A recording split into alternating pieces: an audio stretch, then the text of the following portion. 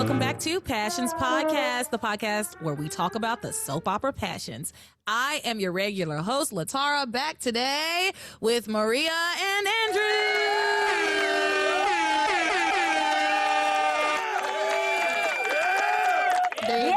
Extra. So yes, the energy. I love it. I am so happy to have y'all back 15 minutes after the last part. No, seriously, we had a good time.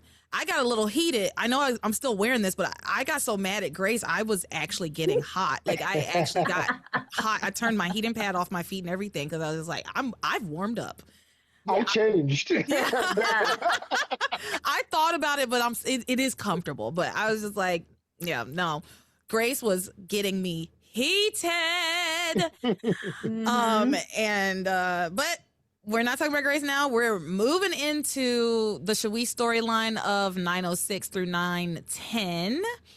But before we do that, want to give a shout out to all the patrons over on Patreon. Thank you to Muna Shea, Lisa S, Zach, Sid, Sarana, Randall, Hannah, Camelia, Amanda, Jeanette, Eric, Jamie, Fantasia, Sean S, Larissa, Maria, Lisa A, Jessica Jean, Laura, Karen, Uche, Paige, Casey, Garange, Shawnette, Stephen Winthrop, Daisy, Shane, Kelly C, Taylor Harris Crane, DJ, Kelly M, Rodo, Lisa R, Acacia, Andrew, our Almighty Crane, Jekyll Hyde, and our other Almighty Crane, MB, or Michelle, as you all know from past weeks. She was on like a couple weeks ago. So, yes. All right. Thank you all for being patrons, and I really appreciate you. If you would like to become a patron, go to patreon.com/passionspodcast. Sign up for whatever tier you find most agreeable. We have a free tier that I'm going to start adding a little bit of things to. We're going to do some live streams. At least I'm going to experiment with live stream. I don't know how long I refuse to commit to saying I'm going to do a live stream every month. I don't know that I have that in me. But, it might be fun. And so, yeah, go sign up for even the free tier if you haven't already. And you'll get the notifications for everything. And with that, on with the show. On with a really big show. We've already talked about what is the most important things that happened in this week. Really, the Grace and the K and the bombshell. And it makes sense that the Shawee and Fated Couple storylines are so much less this week because they had a huge revelation happening in one storyline, right? So you can't have, you have to have a little balance. Passions, very rarely do they give us those big reveals. And oftentimes when they do give us those big reveals, everybody's in the room. Like all the storylines have converged and now we are all learning the same information at the same time. They did not do that with this storyline or with the magic storyline or the Ivy and David thing. And I'm realizing now the reason they did not do that was so that Grace could pull this bullshit. To pull the bullshit that she pulled in these episodes where she's like, no, David has to be my husband or John has to be my son. Because if it had happened at like a big event, the whole town would be rallying behind Kay and Sam, right? Against this outsider, essentially. Like, look at me. I'm sorry. This is how little happened in the Shawee and the Theresa and Ethan storyline that I'm still talking about what happened in Magic, and I'm still hot about it. But we're gonna get into Shawee. We're gonna get into Shawee. Yeah. The only consistent through line is Eve is in both of it. She's in all of it. Eve is mixed up in everybody's damn all shit. All of it. Yeah. She got something to do with everything. Villain of this show. Let's get into Shawee. Here's your bloom. Because they at least they don't have sex, but like they have some tender moments. Oh, I would say it's sad, but it's not. Yeah, there are things that I think Andrew's going to talk about. He's not too happy about with Louise. Yeah. Yeah. Yeah. Mm. Andrew's So- already been telling us like, oh yeah, I'm mad at I'm curious to I am. see what it is. Me too. So let's pick up. We're at the hospital and Beth is ingratiating herself to Pilar. Yes. She's just like, yeah, Pilar, I hope that Sheridan gives Antonio the drug. It's what I would do. If it were me, I would give him the drug. And she says, God willing, God will show Sheridan the right path. She won't let Antonio die. This is when Miguel comes back and tells his mother that he called Paloma and to tell her what was going on, but he didn't call Theresa because he didn't know if he needed to yet. It's like, why does Paloma need to know? What could she possibly even do about this? There's nothing she could do, and there's nothing technically that Teresa's suffering through that they feel they need to keep the information from her. It's not like her brain is like on her kid or on something else that's like, we can't bother her about this because she's dealing with blah, blah, blah. She's not dealing with anything. Yeah, she's not busy at all.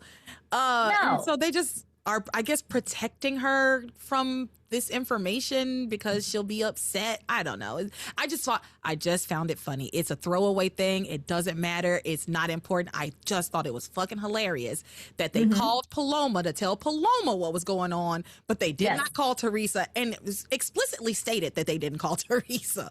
Yes. Yes. Like, it would be one thing if Theresa narratively in the show was in the middle of something, like throwing Ivy out of the mansion. But that part, that's over with at this point, right? So, like, why have as a writer, it doesn't make sense not to call Theresa in this point. And it also doesn't make sense to even bring it up. It up, right? They didn't have to say that, but I mean, whatever. It makes sense to tell Paloma because that's her brother, but at the same time, Paloma's probably like, who? Yeah, she definitely doesn't know him. Who? Again, how did y'all get this number? How did you get this number? Who is this calling me? Right. So Pilar is talking about like, oh yeah, I hope Sheridan makes the right decision or whatever. And she's like, I don't know what's taking her so long. I wouldn't need more than a minute to make this decision to give Antonio the drug. Then recap, conversation between Beth and Edna.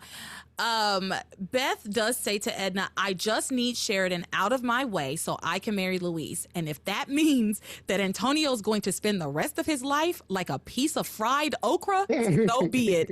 Don't look so shocked, mother. I learned everything I know about compassion from you. And I know that's right. I've been saying that. I've been saying that. Edna's always talking about how horrible Beth is. She made that monster. Herself. Yes, she did. She did that all by herself. So I just love that Beth is saying, like, if I am a horrible person, it's because you taught me everything I know about compassion. Nothing. But yeah, not a piece of fried okra. I love fried okra. Let's not call Antonio a piece of fried okra. Maybe something like a rutabaga. They're calling him everything between, a vegetable and just lying there, fried okra. There's a line later, and I'm not gonna. I'll say it when I get to it. But there's a line later that they talk about him, and I was like, God, that's so funny. Just describing his state. Yeah. So eventually Miguel decides that they need to call Theresa. Hank says he will do it so that Miguel can stay with Pilar. So Hank goes to call Theresa, even though Hank, I know I keep sticking on this, but Hank should not even be here. Yeah. He's got his own family problems he should be dealing with. He isn't him and Luis like best friends, so he's there for him his and Luis are best friends, but like, what's the priority here, right? Like, it's not his fault because nobody has told him that Kay is missing, right? It's not his fault. I'm just saying narratively, he shouldn't be here. He should be dealing with the Bennetts. They were roommates. And they were roommates. Oh my God. They were. History will say they were just roommates. Hank goes to call Theresa, leaving Miguel with Pilar, grieving over her son, worried about her son. Meanwhile, Sheridan is in the chapel praying for some guidance, some strength and some guidance. Luis is watching from behind and hears like her prayer, and then he approaches her and he comforts her. They hug, and then he's like, he basically blames Pilar and Eve and Antonio for putting her in this position. He's like, you shouldn't be in this position. I'm sorry, my mama shouldn't be like treating you like this. It's too. I think to Luis it's like pretty much an easy choice, but the optics are bad, right? Because Yes. Pilar has already laid out that her suspicion of them is that Sheridan wouldn't give him the drug because he would definitely die, and then she could be with Luis. So yeah, optically it doesn't look great. It doesn't. But I think he still is like, but you gotta do what you gotta do. And ultimately, this is the problem that I have with both Pilar and Luis this week. Luis first, because it is actually the start of the week where they kind of have this conversation. And I took down the notes of exactly the conversation that they had. Go for it. And so Sheridan starts by saying, no matter what I decide, I'm going to have to live with my answer for the rest of my life.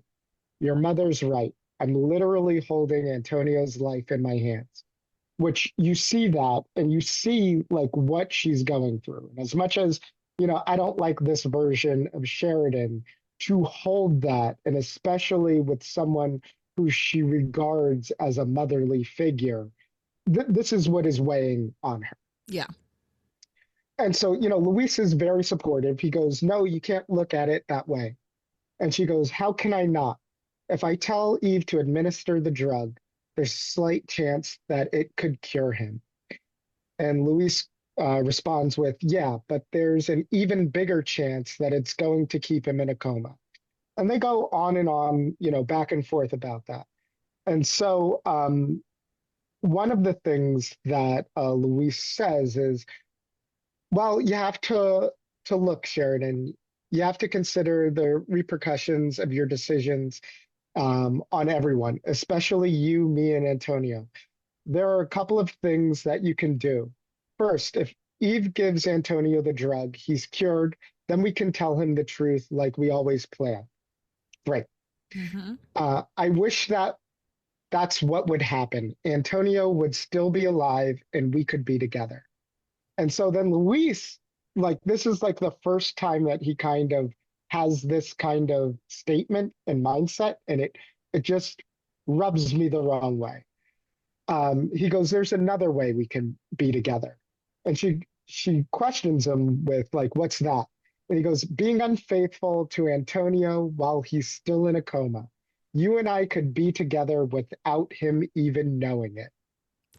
And this is just the worst, the absolute worst thing to say. Well, okay. Oh my God. So let me tell you what my note was. Because in this moment, I say he talks her through her options. Antonio is cured and they can come clean and be together, or he could remain in a coma and they could fuck on top of his barely alive body. It's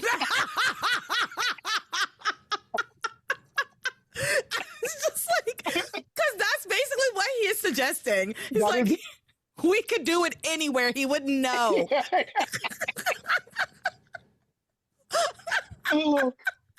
But, yeah. my God. Okay, here's what I'm going to say about that, because I could tell you take issue with it. I don't. Me neither. And I'm going to tell you why. I'm going to tell you why. Number one, Sheridan did not want to marry this man. She did not want to be married to him. She did it out of pure pity. Then number two, I think she wasn't going to give him the drug. I think she had made her decision like after seeing the video in the first place before Pilar started talking, right? And I think it was strictly because Antonio said, don't give me the drug, Sheridan. Let me die, Sheridan. Let me go. And so since she is being guilted so heavily into this like decision, it's like, yeah, like, what fucking options does she have? And hell, why should she have I'm sorry. Why should she have to be faithful to a man that is barely alive? Actually, I'm going to say this. They could get an annulment. She could annul that marriage immediately. So that's what that's one of the things in my notes too, is that I don't know why we're doing this whole like Sheridan will have to stay with him forever. She's going to spend the rest of her life. Annul that motherfucking marriage. You didn't want it in the first place. He won't know that you annulled it. And Pilar already said she would take care of her son. Annul it. And they haven't consummated the marriage. They haven't consummated. Yeah. She can have that marriage annulled. She can. She could get a divorce if she wanted to. He is not. Yeah. Here's the disagreement, okay? Because I 100% agree with you. 100% of that. But in the world of passions, and especially when it comes to marriage and the storyline that we just got done discussing, there's this whole aspect of how sacred marriage is and how being the other person is the most wrong that you could be and how we are the ones who are married. She is literally married to the half-naked man who's in the bed in a coma taking an experimental drug. And the problem with all of that is Luis this whole time, before they even got married, said, "You are going to marry my brother. The moment that you do, it is over between you and me because that is where your responsibility lies." A man can't change his mind? A man can't change his mind? I mean, look. He is a Lopez Fitzgerald. Wait, he is a Lopez Fitzgerald, and that's the exact same bullshit the sister did. Was like, marriage is sacred, and once we're married, that's it. Nothing, whatever. Once they're married, it's over. Oh, Ethan married Gwen. Oh, we're breaking them. We're breaking them. Why would you? That. Now, why would you give Maria an opening to slander Theresa? Why would you do that? Well, he's a Lopez Fitzgerald. I think it matters to bring it up right now. Okay. I'm just saying. Pilar is still faithful in her marriage. She has no idea where her husband is. So Pilar is listen. Not every Lopez Fitzgerald. Listen. To Eric, I apologize. I know how much you love Pilar. She's a goddamn fool. She's a fool. Okay? That man is gone. Gone. And he just up and left in the middle of the night. Look, if you don't use it, you lose it. Use it. Yeah. And she's gorgeous. Oh, she's exactly. Gorgeous. Oh, these people. But but to be honest, to be serious, I understand that Pilar takes marriage very seriously. Like I do. I know I'm being joking. I'm like being facetious. We all are joking. But but it also is like there's nothing romantic to me about like wasting your life away yearning and longing for somebody who left you. Right. And while it's under mysterious circumstances and she doesn't actually know exactly what happened, what actually happened, we know what happened. What actually happened is like way worse than what she thinks happened. Yes. You know what I mean? And spoiler alert, that is where my problem lies with Pilar at the end of the week. And we'll get to that when we listen. That's the point in my notes where I gave up. I was like, somebody else can talk about this. I don't care. It's like because Pilar's being a fool. So you know what? I feel you. I hear you. I understand the sentiment of like in the world of passions. And Luis has been saying, once you marry my brother, that's it. Like there's no going back. We can never be together again. But I also think part of that is because marriage is also the understanding that they will be having sex. And he also had been saying, if you sleep with my brother, we can't be together. So I think he was putting those two things together. And maybe in this moment, he's able to kind of walk it back because, well, they're not going to be having sex. It's not a real marriage. No. And it's not a real marriage, but I do understand. I do understand where you're coming from because it is hypocritical, like it totally is. But that he was like, maybe he'll wake up and we'll come clean, or we could just keep having sex. Like how would he know? He'll never know. He'll never know. He'll never know. And so yeah, they're having this conversation, and she just keeps blaming herself for everything. Oh yeah. So she's just recapping basically how she and Antonio even got together. Basically, she blames herself. And then he asks her basically what Andrew said about, like, here are your options. Either are we fucking or are we not, basically, right? And he asks her if she could be unfaithful to Antonio. And Sheridan says, what about you? Could you really make love to me knowing that I was still married to your brother? You always told me that you couldn't be with me if I was his wife. That's what I thought. Neither one of us can stomach the idea of betraying him, whether he's in a coma or not. As deeply as we love each other, that's just not who we are. Well, you know what? The lie detector determined that was a lie. Yeah. Full Because bullshit. the idea wasn't that you don't want to betray your brother. The idea was, ew, I don't want to be in you after your brother's been in you. It's gross, and I don't want his sloppy seconds. Yes, and on top of that, you've already betrayed Antonio. They already betrayed Antonio. They've already done that, right? Like, they've already done it. So I don't know why this difference of her being married to him, it doesn't make much of a difference, particularly considering he can't do anything. He's incapacitated. Yeah. Now, the only thing I can think of that could be a huge issue is that he wants to marry her. She's not available to be married with. But see, he doesn't care about that. He's like, we can be together. Yeah. Because to him, what matters right now is that, like, we can be together. If Antonio doesn't wake up, he'll die eventually, I guess. Like, you know, he's like thinking, he's definitely thinking with his penis, and he's definitely thinking more short term than long term, for sure. Because like you said, if she stays married to Antonio, and at that point, what's the point of staying married to Antonio if you're just going to be sleeping with his brother and having sex with his brother while he's just like in a coma for the rest of his life? Like I said, just annul this marriage. Annul it. His mother will then be able to make all health decisions, and you don't have to worry about making any decisions my God. on it. Thank you, Ashley, Maria. That's such an excellent You're point. welcome. That's such a good add-on to me saying that. Because yes, if she annuls that marriage, then Pilar becomes his next of kin again, and she can just make all the decisions that she wants to make about her son. Yeah.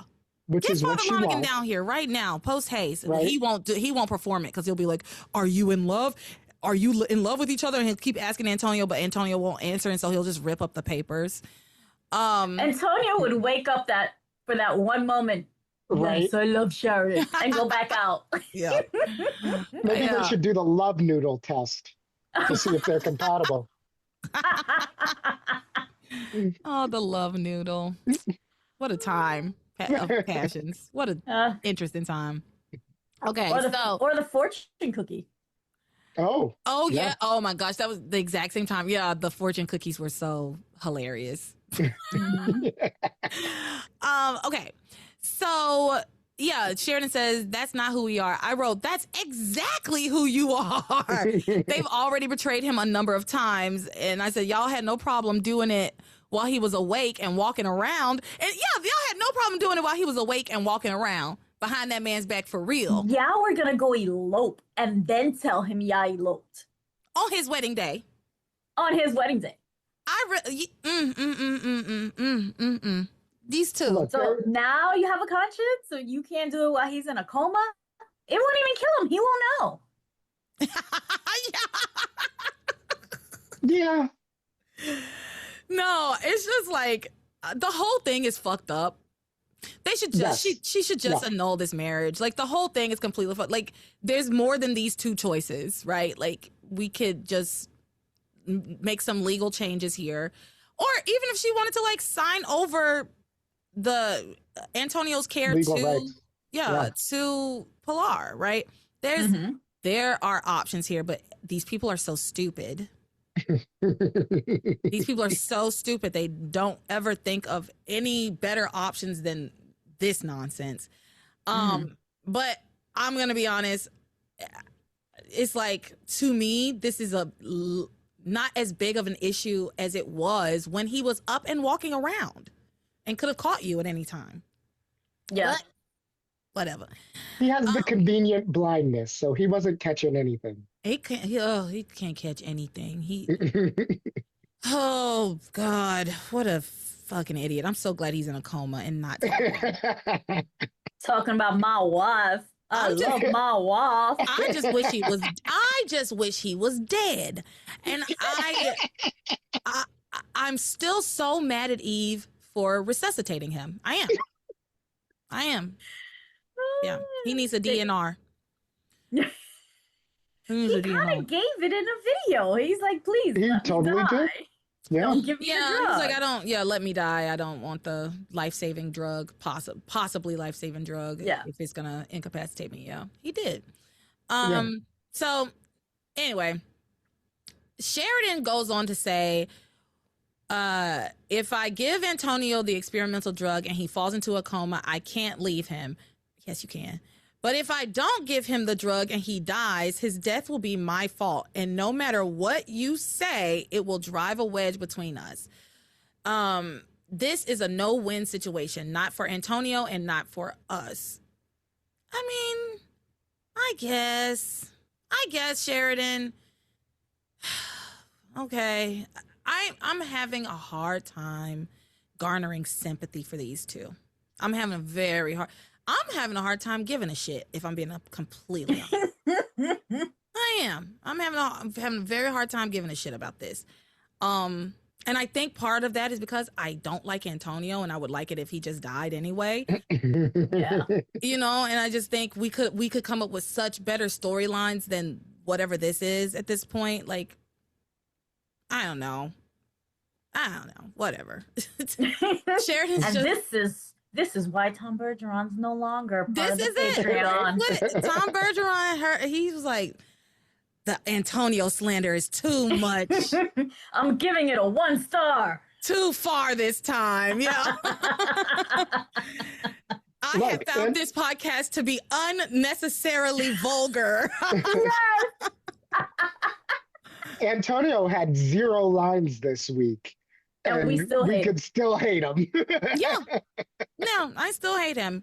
No, I've built up enough like hate in my heart for him that will carry me through a lifetime. Yeah. And we should give him a little love because he's literally telling us to let him die. And we're like, yes, listen to him. And I gave him credit for that last week. I did, or whenever that stupid tape was. I gave him credit for that because, yeah, he quite literally said, let me die, Sheridan. Let me go, Sheridan. It's okay, Sheridan. And whatever. Now we're doing this.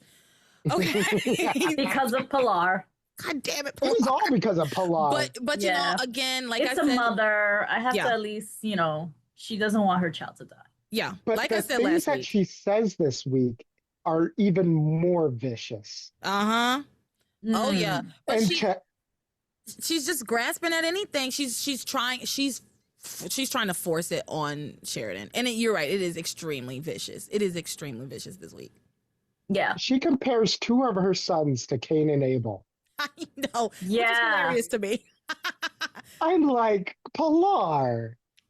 It also, Really? Passions also has been waiting to like bring that up again because Alistair said that, I don't know, 200 episodes ago, right? He was like, it's like Cain and Abel in the Bible.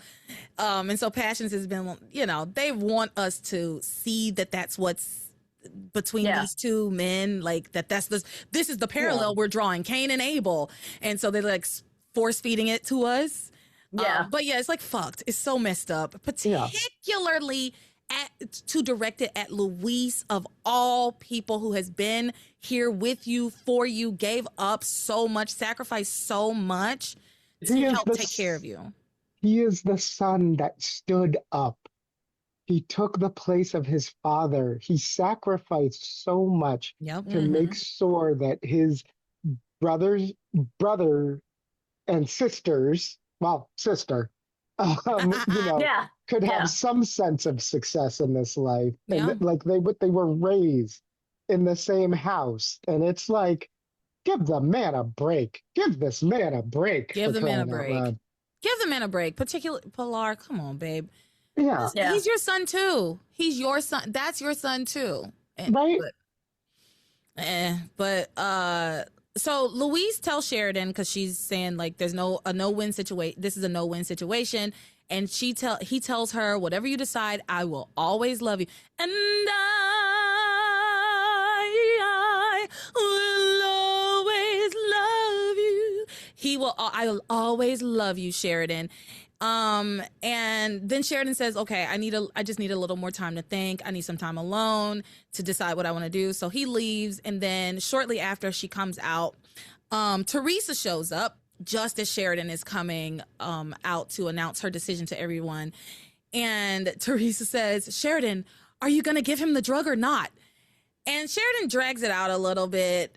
I wrote, it sounds like she's chosen not to give him the drug, but I know better than that.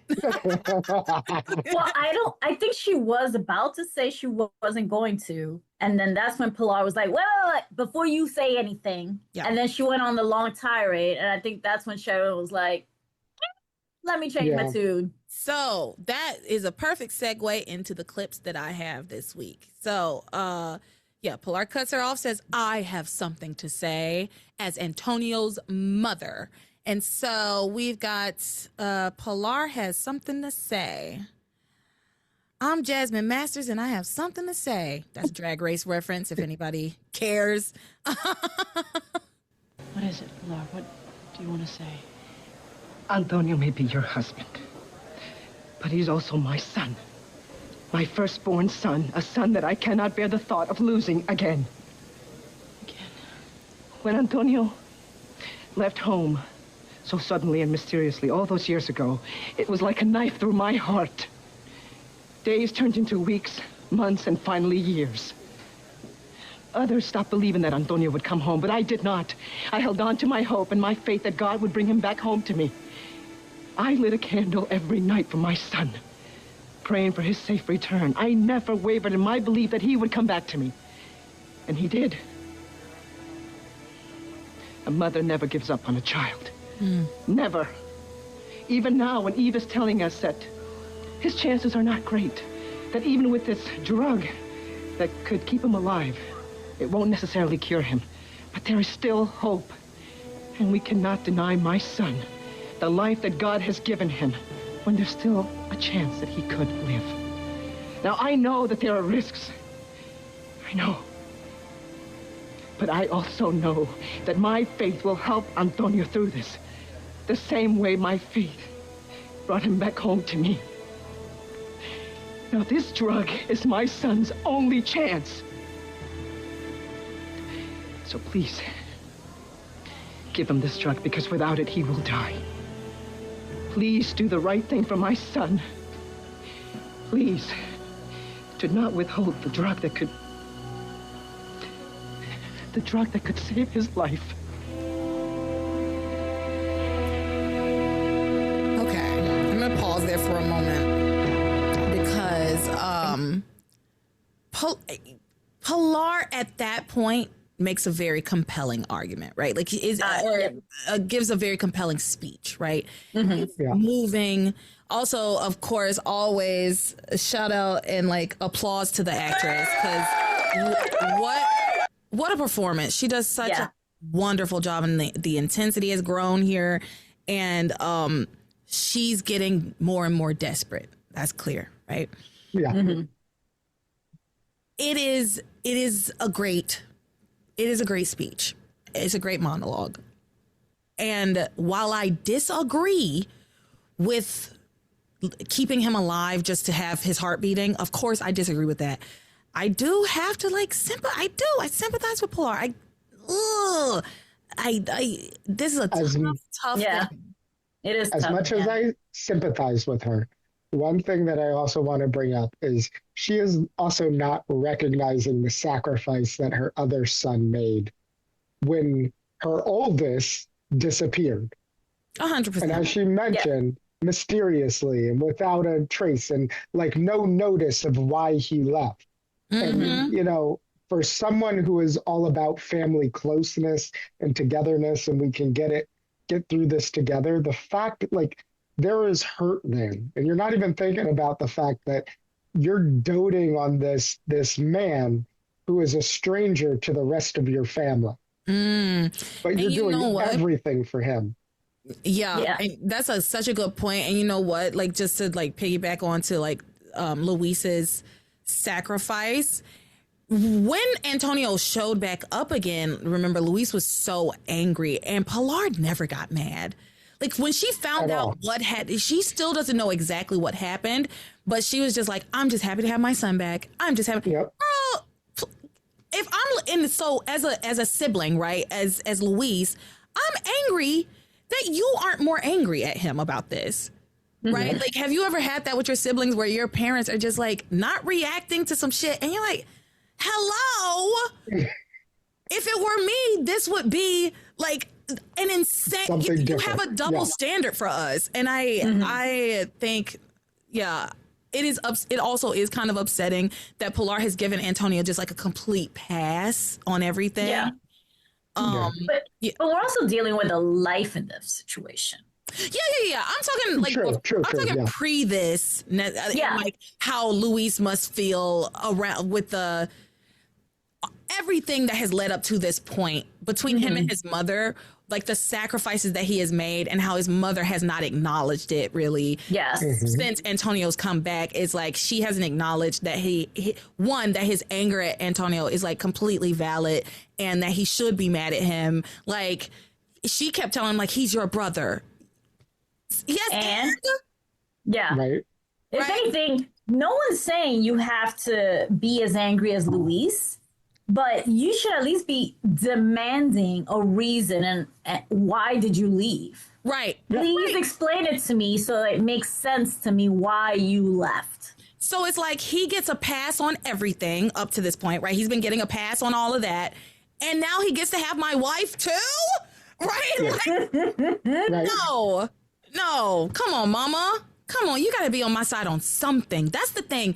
It feels to me, it kind of feels like how, not quite to the same extent, but how Grace is like never on Kay's side for anything. I feel like Pilar, to in a more gentler way for sure, isn't really ever on Luis's side with things. You know? She doesn't support him. Pilar's dealing with, again, life and death. You know, she's equating it as to, look, you guys want to be in love. You guys want to do all that. But we're talking about someone dying. I'm trying to prevent someone from dying. So for her, it's like, these are not two equal things. And right now, what trumps it all is somebody dying. I hear you, but Antonio flat out said, let me die. Oh, 100%. I'm just saying from her point of view, because she is negating everything that Antonio said. She doesn't give a fuck. It's for her, it's like, I don't want him to die. It's selfish, At the end of the day, it is selfish. I understand that selfishness. I do understand that selfishness. There's sometimes it makes sense to be selfish. But I just was piggybacking on what Andrew was saying about Luis and his suffering. And I think that's something that doesn't come up enough. And I agree that that's something that doesn't come up enough and that Pilar doesn't consider enough. And like historically throughout the show, she hasn't considered Luis's feelings. And it's like there's something to being the strong sibling, right? Your parents are like, you'll be fine. Oh, they'll be fine. She'll be fine. There's something to being that one who's like the solid fucking, I always show up. I'm responsible. I'm the helper. And they take, I don't want to say take advantage, but parents take it for granted that the strong sibling doesn't need you don't need anything. You don't need anything. My parents have said that to me so many times, like, oh, you weren't in any trouble as a kid. Like, you just didn't need anything. You didn't need, and how many times have I said my parents let the TV raise me? And it's a joke, but they did. They let the TV raise me, but it was because, you didn't need anything. You didn't need anything. You were never in any trouble. It's like, but I did need something. And so did Luis. And so did Luis. So, all right, we're back to Pilar has more to say. Know that the chance of my son being cured is small, but I don't care. I beg you to please give my son that chance, no matter what the odds are against him. I considered that. Sheridan, I have known you your entire life. I've been like a mother to you since your mother, Catherine, died. Yes, you have. I love you for it. So please do not repay me by taking my son's life away. Mama, you stop trying to guilt Sheridan into doing what you want. It's not fair to her. This is not about Sheridan. This is about Antonio and what's fair to him. I know that you love Luis, and I know that you and he want to be together, but you cannot decide Antonio's fate based on your love for his brother. If you let Antonio die because you want to be with Luis, because you know that his death would make it easier for you and he to be together, then you will be guilty of murder. Antonio's murder. And I will disown both you and Luis forever.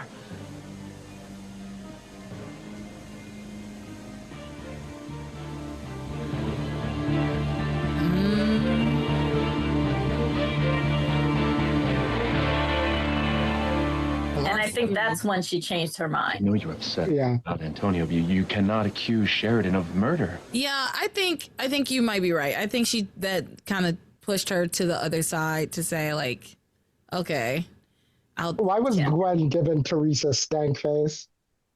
because she hates She her. don't like her. She don't like her. Listen, No, that's I- one thing I'm gonna tell you. I don't defend Gwen. You know, I don't defend Gwen often. But one thing I know I do is if I don't like you, if I got beef, you gonna catch this stank face. You're going to catch it, okay? If we're in the same room together, You don't owe her nothing. she can't stand Theresa, and also. But also because look at who was her husband looking at? How was he looking? Well, furthermore, we didn't get to that clip, but they're just fresh off of having sex for two sessions before heading out to the hospital. So, Oh my God. Sick to my stomach. Stop it. No, Stop it. because we will get there. But there was one part where like they come out from under the covers. Like, have you Talking ever about played The Theresa. Sims? You ever played The Sims? Yeah. And you know Yes. they woohoo. You can woohoo in Sims, and it'll like it shows them like under the blankets, and then they come out from under, and they're like, "Whoo!" It was. I looked just like that to me. it did. But anyway, they come out from under the blankets, and Ethan's like, "Does that prove to you that I'm not thinking about Theresa?" No. Like, you're talking about Theresa. Like, you just did it. You just finished, and the first thing you're talking about is Theresa. Yeah. Actually, that's other not woman. exactly what he said. That wasn't But exactly it's a what long. he said. It's not. And we will get there. We will It get there. wasn't get there. I know you have that down pat. I Of don't course. even have it.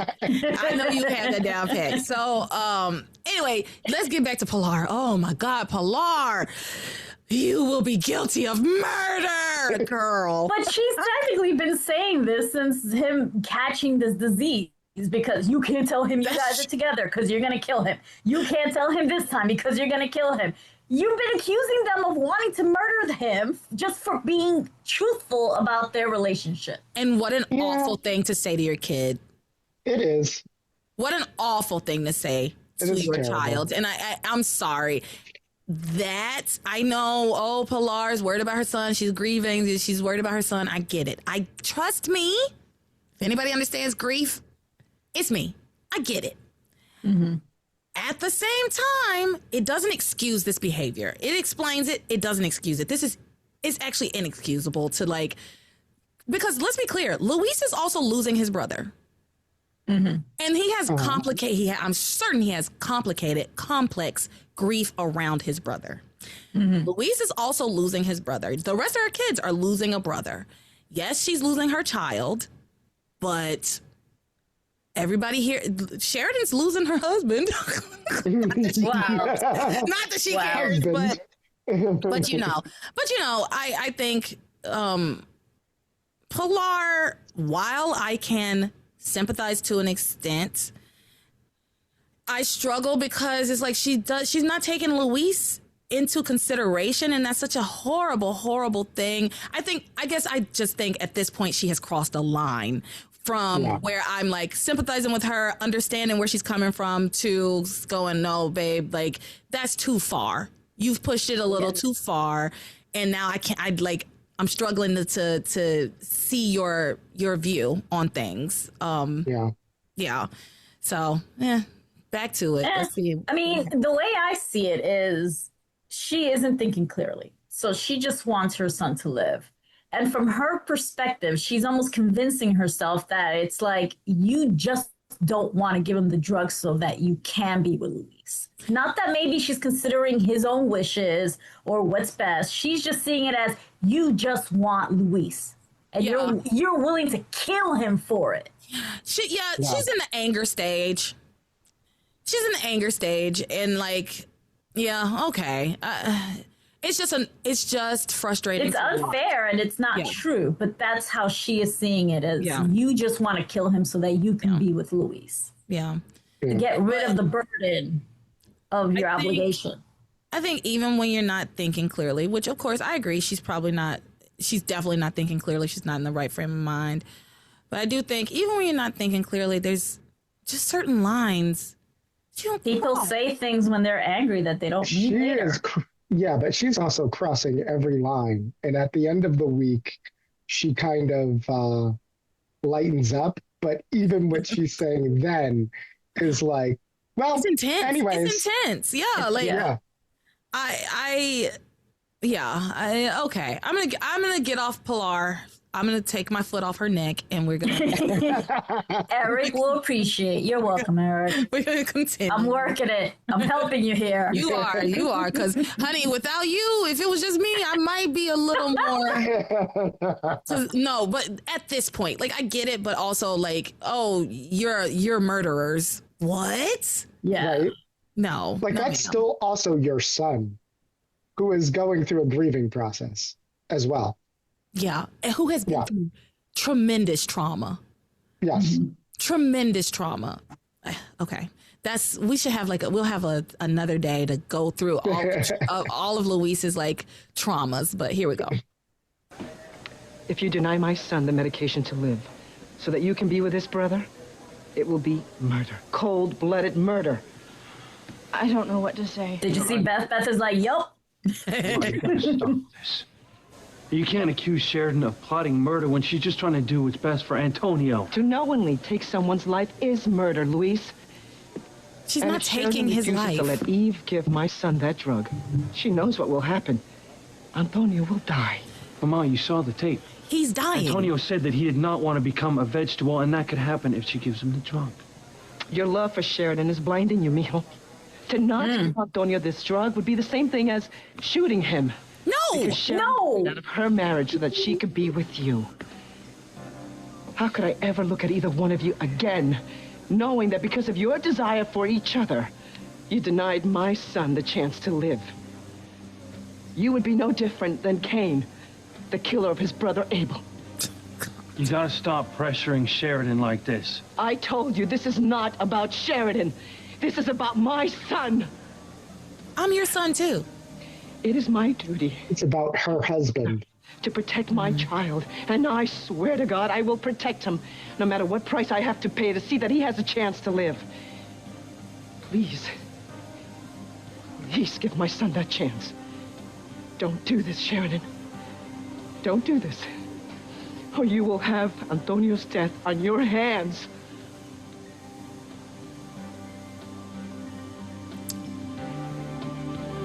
Well, I mean, she's Mama Bear. She's being Mama Bear. she is.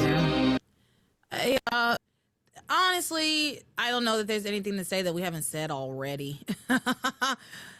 We're just gonna keep like going around in circles on this because there's no necessarily right or wrong about that, about how we feel about how Pilar is like taking this and how she's reacting. But calling him Cain. Yeah. I mean, it would be no different than shooting him. It'd be very different from shooting him. That's extreme. Yeah. If they really wanted to kill him, they would have just told him months ago that they were together. He'd have a better chance of living if he got shot, probably. Like he's this is his like illness is a death sentence, apparently. So we don't even know what the illness is. No, It's just everything. Mysterious illness that's progressed in the weirdest way possible. And now there's this experimental drug that could cure him, could kill him, could incapacitate him, but we had to wait to give it to him until he was right at death's door for some reason. You know, it's passion. It's passions, honey. I do love it. I do love this show. It's so ridiculous. But you know what? Pilar gave it. It was very emotional. It was a great performance. And so after that, I can see her side because she's so good. Yeah. I don't know. I was like, compelling. I get it.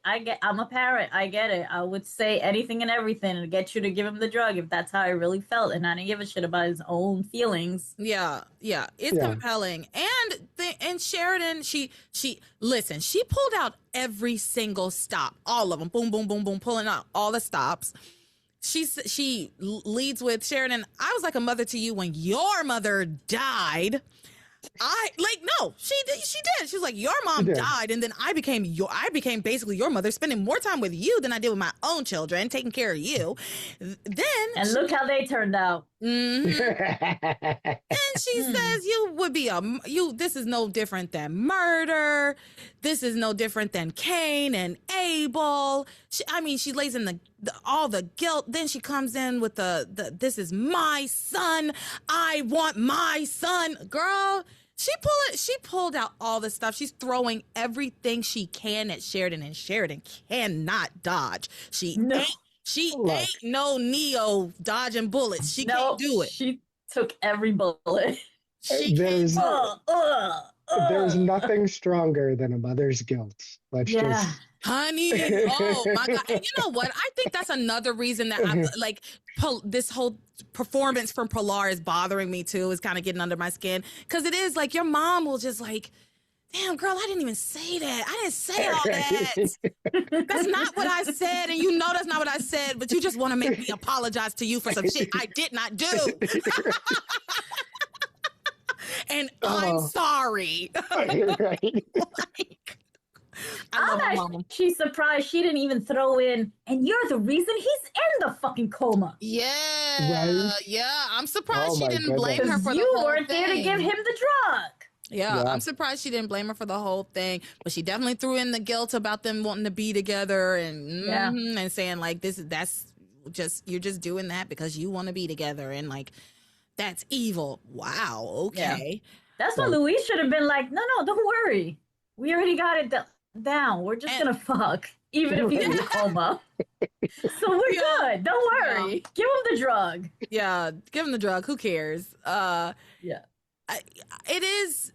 Luis in this moment, I feel bad. I actually feel the most bad for Luis at this part, because he's stuck between a rock and a hard place, right? Like, that's his mother.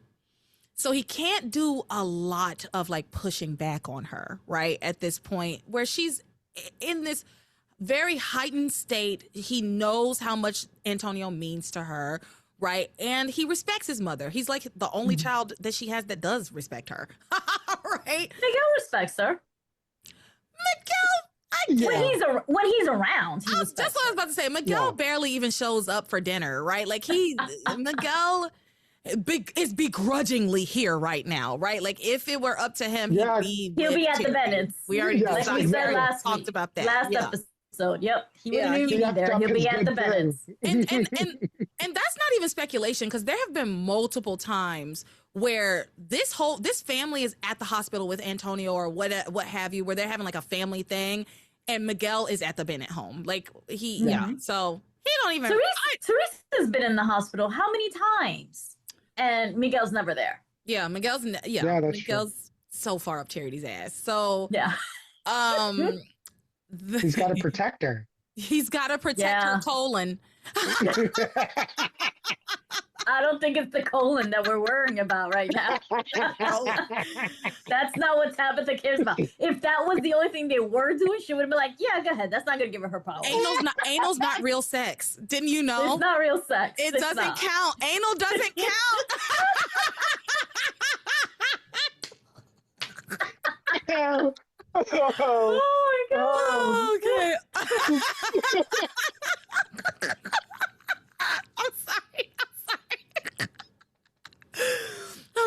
I'm sorry. Okay, I'm gonna be serious. Okay, that's nasty. That's disgusting. You guys are gross.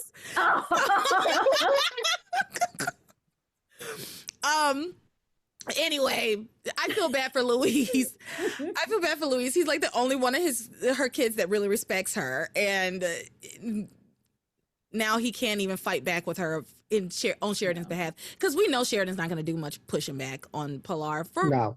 And I understand why she's struggling with doing that too, right? Like that is that lady's son, and you do feel very guilty about possibly being the reason that he's in the hospital in the first place. So okay. Yeah. So yeah, Pilar pulls out all the stops. Theresa at this point kind of jumps in and says, there must be something else that we can do for Antonio, a specialist that we can call, someone who's a specialist on head injuries. She's like coming up with maybe another treatment can save his life. I don't know. It's something that we can get without tearing our family apart. And she's like, I'll use the Crane money and power to find it. Pilar is like, calm down. Because we just saw how like heated Pilar is, and even Pilar was like, okay, bring it down a notch, babe.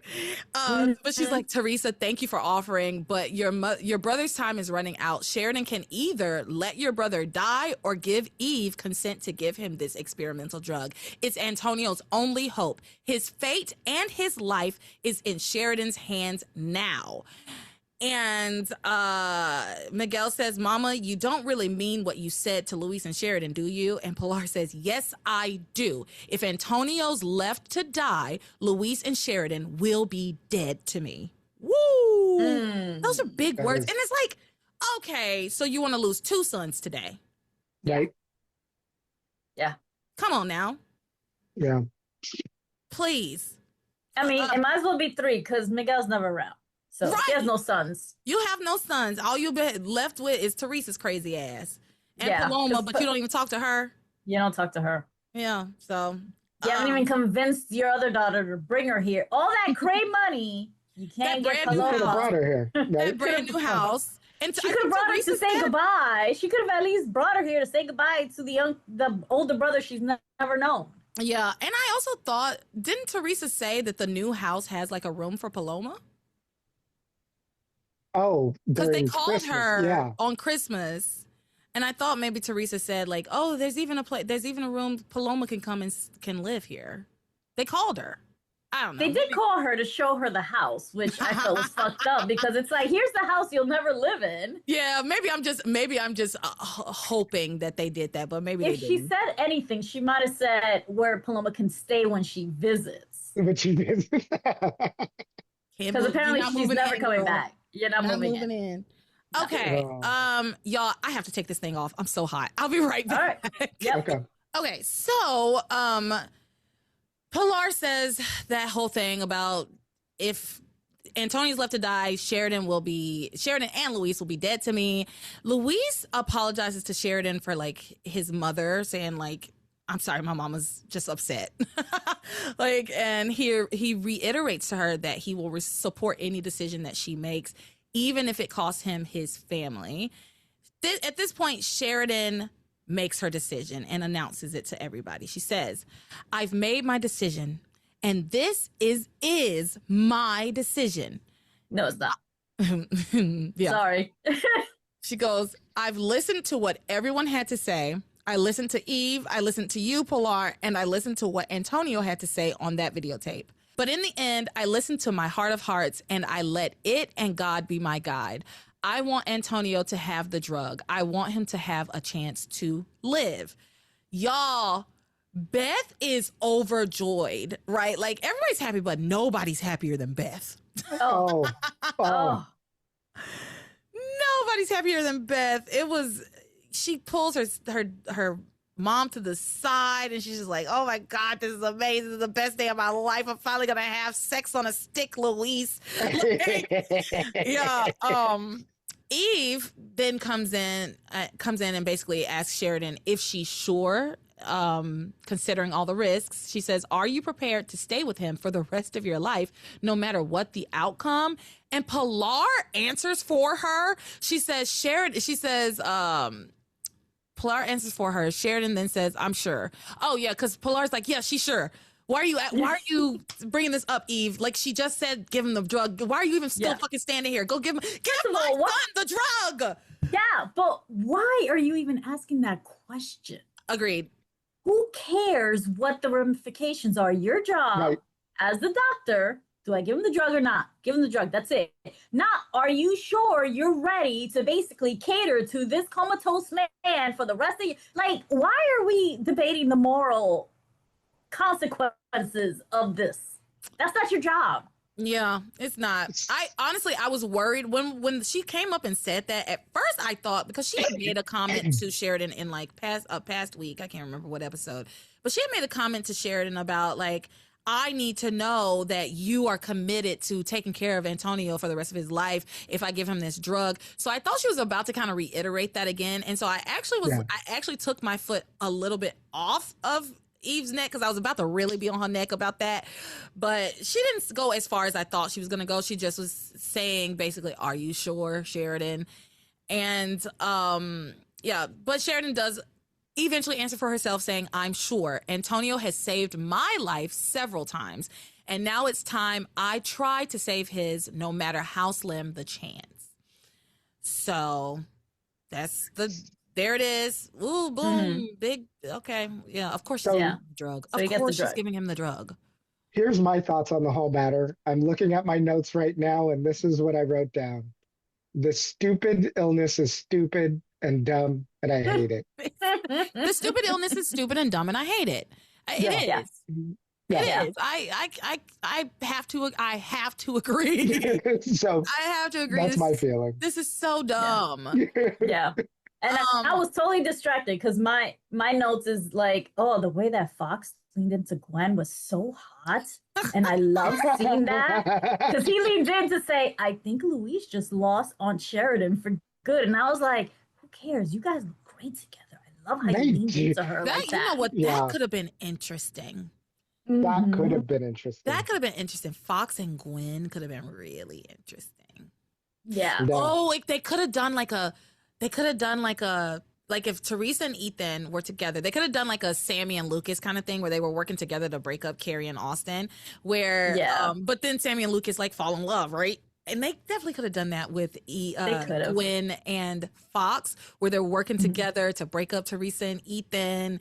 But then they kind of get some kind of steamy thing going on. That could have been really good. Could have been. But coulda, shoulda, woulda. Gwen is with Ethan, so she has no need to work with Fox. No. I'm talking about before we did this, right? Like if we wanted to bring Fox in and he was like trying to get with Theresa, we could have used him in that way. Yeah, but by the time he comes in, they're already together, so can't do that. Anyway, Gwen tries to comfort Sheridan, telling her you had a very difficult decision to make, and in the end, you did what you felt was right. You did a very generous, selfless thing, and I admire you for that. I just hope that you're going to be able to live with the consequences. Fair. I liked what she had to say to Sheridan. I did. Yeah. I will say, because the last time I was on the podcast, one thing that I mentioned was their relationship seemed forced in the episodes that I was in. But this time it kind of felt very sincere, because I think the ramifications of giving him the drug and everything that was going on, to see her kind of be a voice of reason and to actually be very careful with her wording and what she said, I thought was very nice. So I kind of have to give that to Gwen. Yeah, I think we've said in the past that Sheridan and Gwen's best friendship a lot of times comes... They bring it up to remind us, oh yeah, these two are best friends, and like just so they can have a scene together, basically. However, I will say with the wedding stuff, when Gwen was there for the wedding, having added that in for me already adds like such a good layer of like, okay, these two women are actually friends. right? Yeah. When Gwen was telling her, I don't trust Beth, like that felt like very true for real girlfriend conversation. It really did. Like, girl, please take the glasses, put your glasses on, or Right. take those rose colored glasses. I don't know what's going on with your eyes, but girl, can you not see that Beth is after your man? What do I need to take you to get some LASIK? What do you need? Yeah. That was very solid girlfriend like conversation And between it's the two. not like Beth is hiding it. She literally is trying to marry him in your face. Right. Right. Like, yeah. So I don't know why you falling for this. Talking about she doesn't have a mean bone in her body. Girl, please. And so Gwen says that, very nice. Sheridan then says she needs to go out, get some air. Of course, Louise follows her. She's distraught. I've ruined our love. So this is a clip I do have. Because I was like, well, I need some Shawee stuff, I guess. I've ruined. It's short. It's a pretty short clip. I've ruined our love. Sheridan, don't say that. No, it's true. If Antonio doesn't recover, I'm gonna have to honor my wedding vows. I'm gonna have to stay with him for the rest of my life, and I'm terrified of that. I know. I just don't know if I can face the future without you in it. I'm just praying that we don't have to. I'm praying that Antonio's going to make a full recovery and we're going to be able to tell him the truth and be together. Where we should be. I'm praying for that same thing. But we both know that it's not likely. It's more likely that the experimental drug cocktail will have little or no effect on him at all. You know, we've been stuck in this horrible position, and our entire happiness depends on someone dying. Sorry. What a line. What a line. Our entire happiness depends on someone dying. And Luis already gave you the option. What'd you say?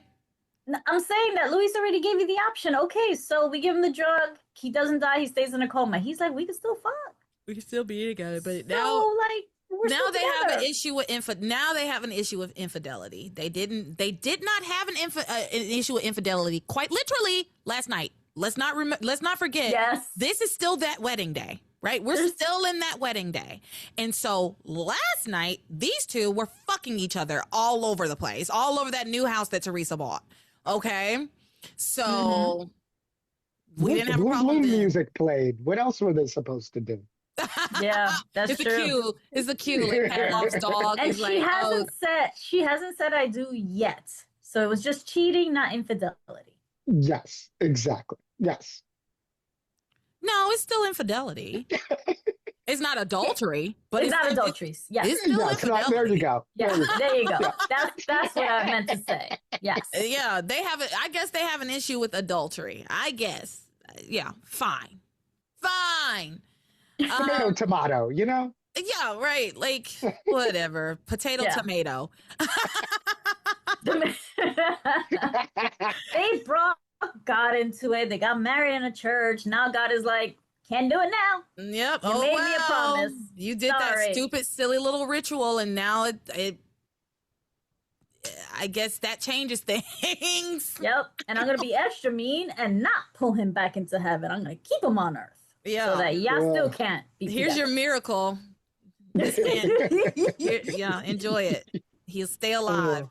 And who's to say that, okay, he wakes up and then we can tell him the truth? He might still be in the same predicament that if you tell him, it might be so dramatic. He might die. And please. Pilar will still be like, you can't tell him. You can't tell he's going to die. You know he's gonna wake up and they're gonna be like, something's gonna happen where they can't tell him the truth. They're dragging this. And that's why I'm like over it. You know what? With this storyline in particular, the Shawise, my feelings on it really ebb and flow.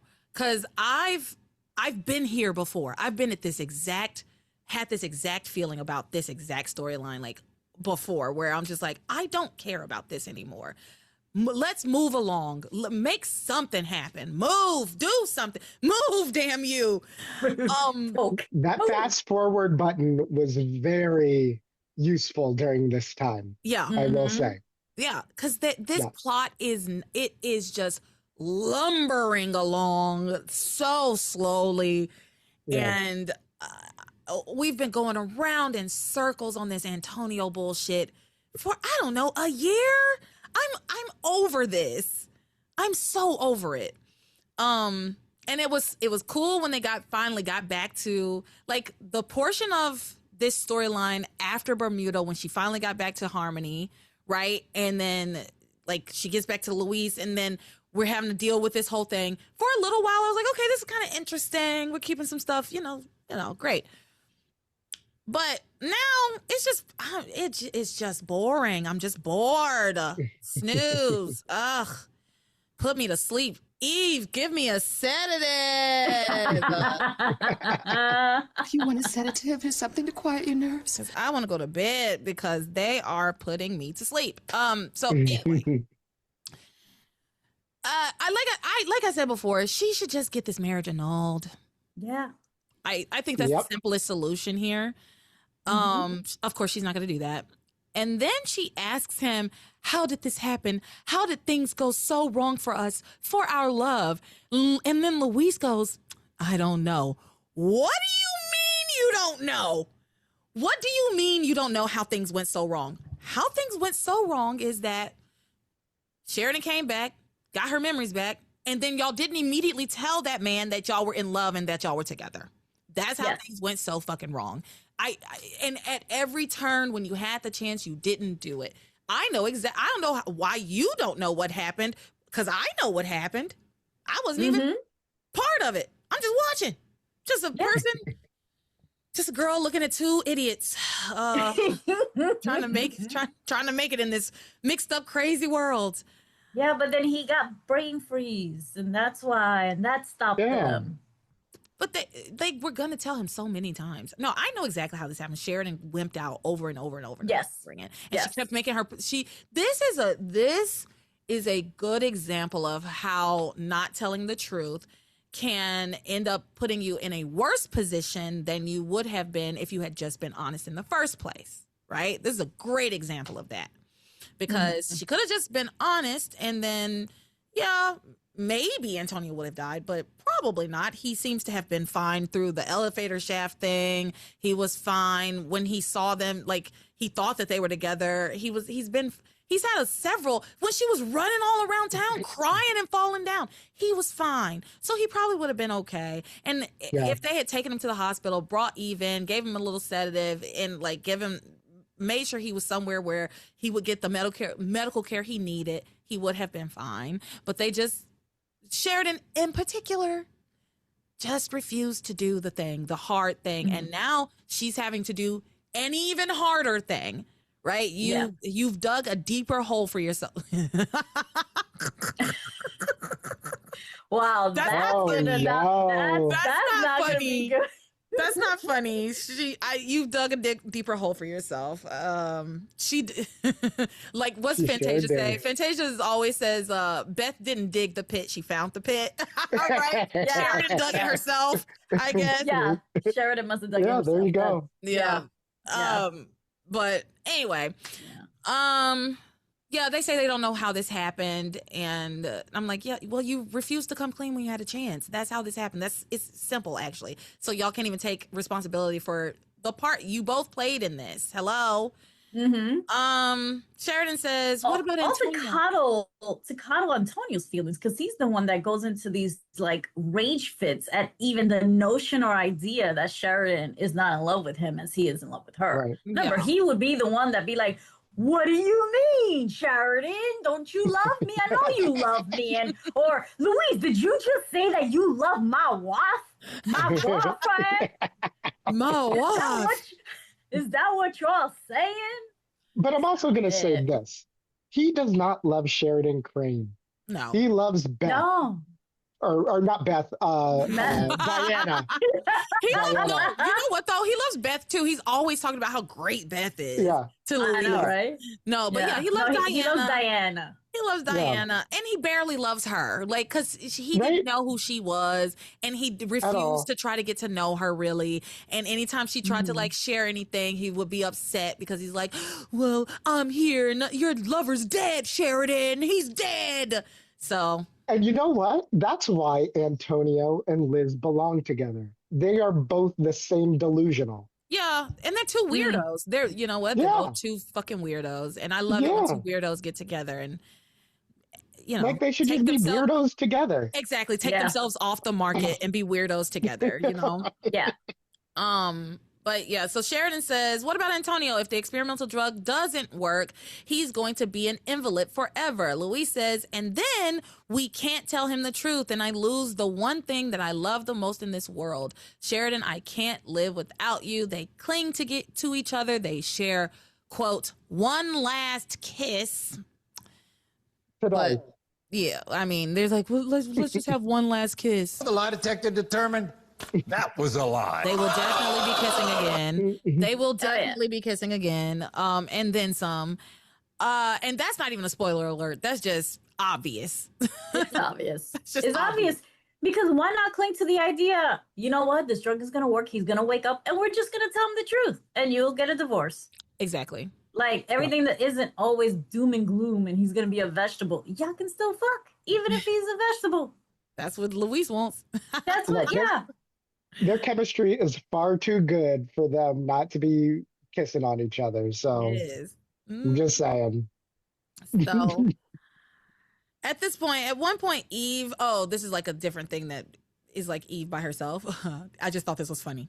Eve tells a nurse, this drug is still in its experimental stage. We could see some improvement or it might not work at all.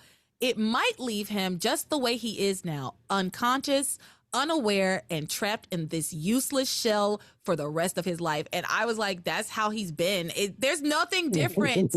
Nope. Unconscious, unaware, and trapped in a useless shell. He's you just described Antonio from the moment we met him. Yes. Yes. So, Oh my God. And then my note is the nurse puts the pee into his veins. That's what it looked like to me. yuck. Ugh, gross. Oh, the experimental drug is just urine. It works for jellyfish stings. It works for jellyfish stings. I might work on this. Like, That's it. That is what the experimental drug was, and that is what it will be from now on. Yeah. oh my God, that's hilarious. That's so funny. Okay, so let's talk about Beth and what's going on with Beth. Talk about what's going on with Beth very quickly. Oh my goodness. Edna, of course, threatens to expose Beth for, her crimes, even though she's committed no crime. Oh, that's not true. She's committed plenty of crimes. But in this exact moment, she's just happy that Antonio's going to live and probably be incapacitated and Sheridan's going to have to like take care of him for the rest of his life. That's not a crime. But Beth pushes her back to her room and tells her if she tries to stop her plans with Luis, she's going to be very, very sorry. Then Edna starts to have another heart attack because she had a heart attack today. Hold on. What I don't like is Edna shames her because she says, you just lust after him. You just want his body. And great quote, especially the way that she delivers it. But of course she wants Luis. Like, that's like, how is that? Why are you shaming your daughter on wanting to be with a man? Something that's not a secret. That's what she's been saying this whole time. And who are you to talk about, you just want his body? Excuse me, who's Beth's father? We don't even know right now. Don't even know. Mm-hmm. Yeah. So. Yeah. So then she has the heart attack. Starts having a heart attack. She's down on the bed. She's clutching at her chest. She's saying she can't breathe. She's telling Beth, call the doctor, but she's like, the doctor. Like, she's struggling. And Beth like leans down over her and is like, what's that, mother? What? Breathe? Doctor? I can't understand. What is it? Mother, do you need something?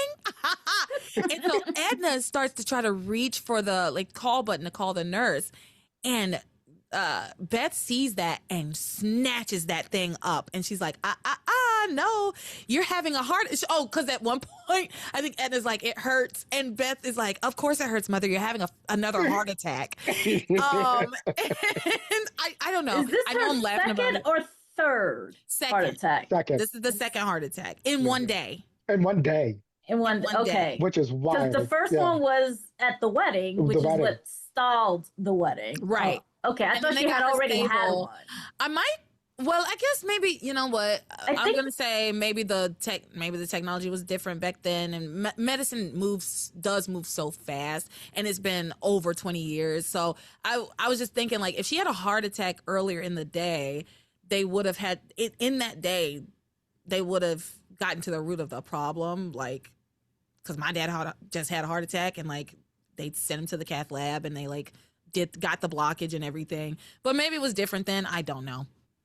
Because I'm like, why? She would have been on monitors, not walking around like she's okay. She should have been up walking around. Yeah, I agree. She shouldn't have been up walking around. Like, because this is literally hours after that heart attack. This is the worst hospital in the world. I would not want to be here. I would drive. Eve isn't there at this time, right? Yeah, Eve left after she gave the drug. She hailed out of there.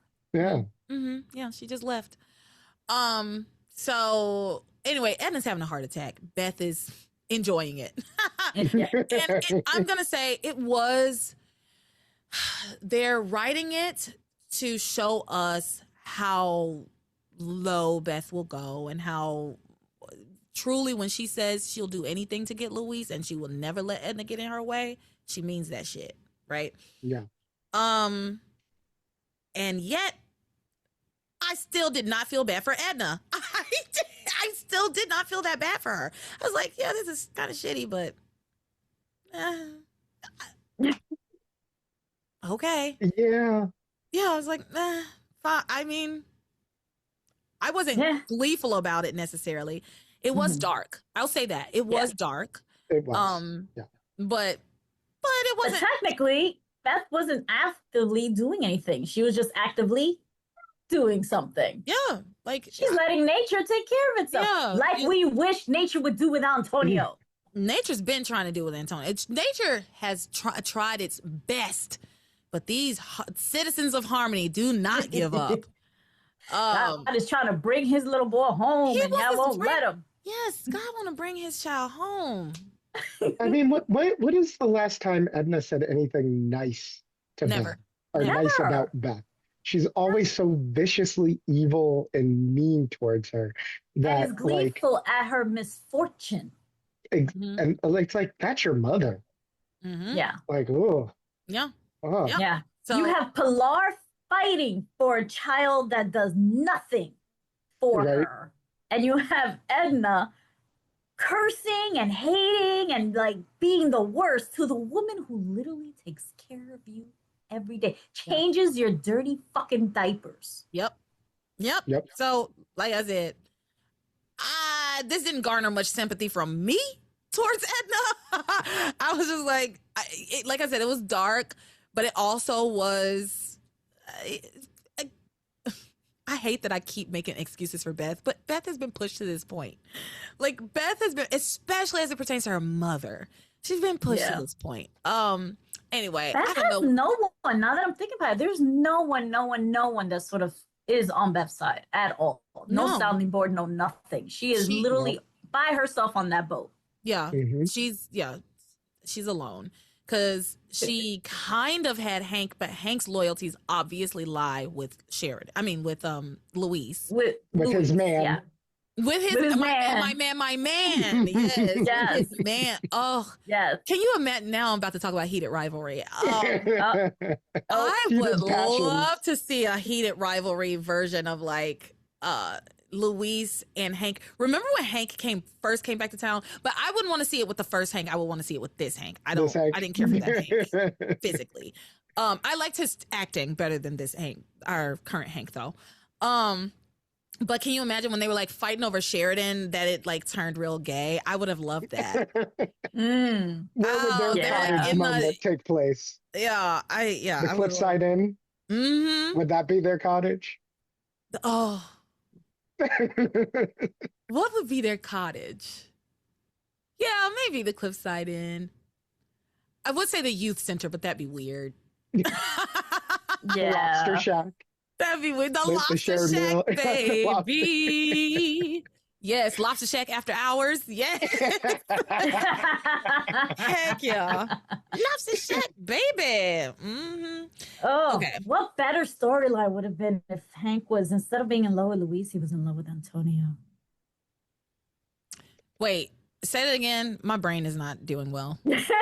What if Hank was in love with Antonio? Instead of Luis. Would have I'd made be like, Antonio okay, likable? Bye. No. No? No. It is If so Hank hard was to in like love with him. Antonio, yeah, I would just, it would make me like Hank less if he liked Antonio. You know what I mean? Like if he was in love with Antonio.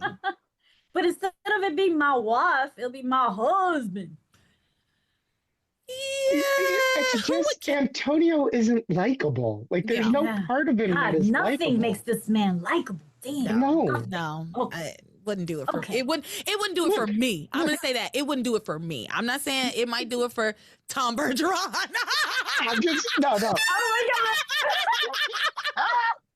Oh, that is not right. Oh my goodness.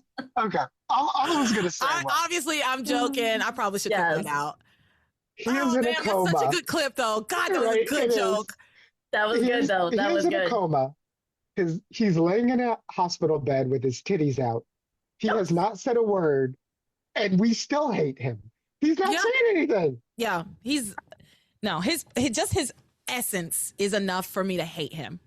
He's He's just the a worst. horrible character. A horrible Oh. character. So horrible. Horrible.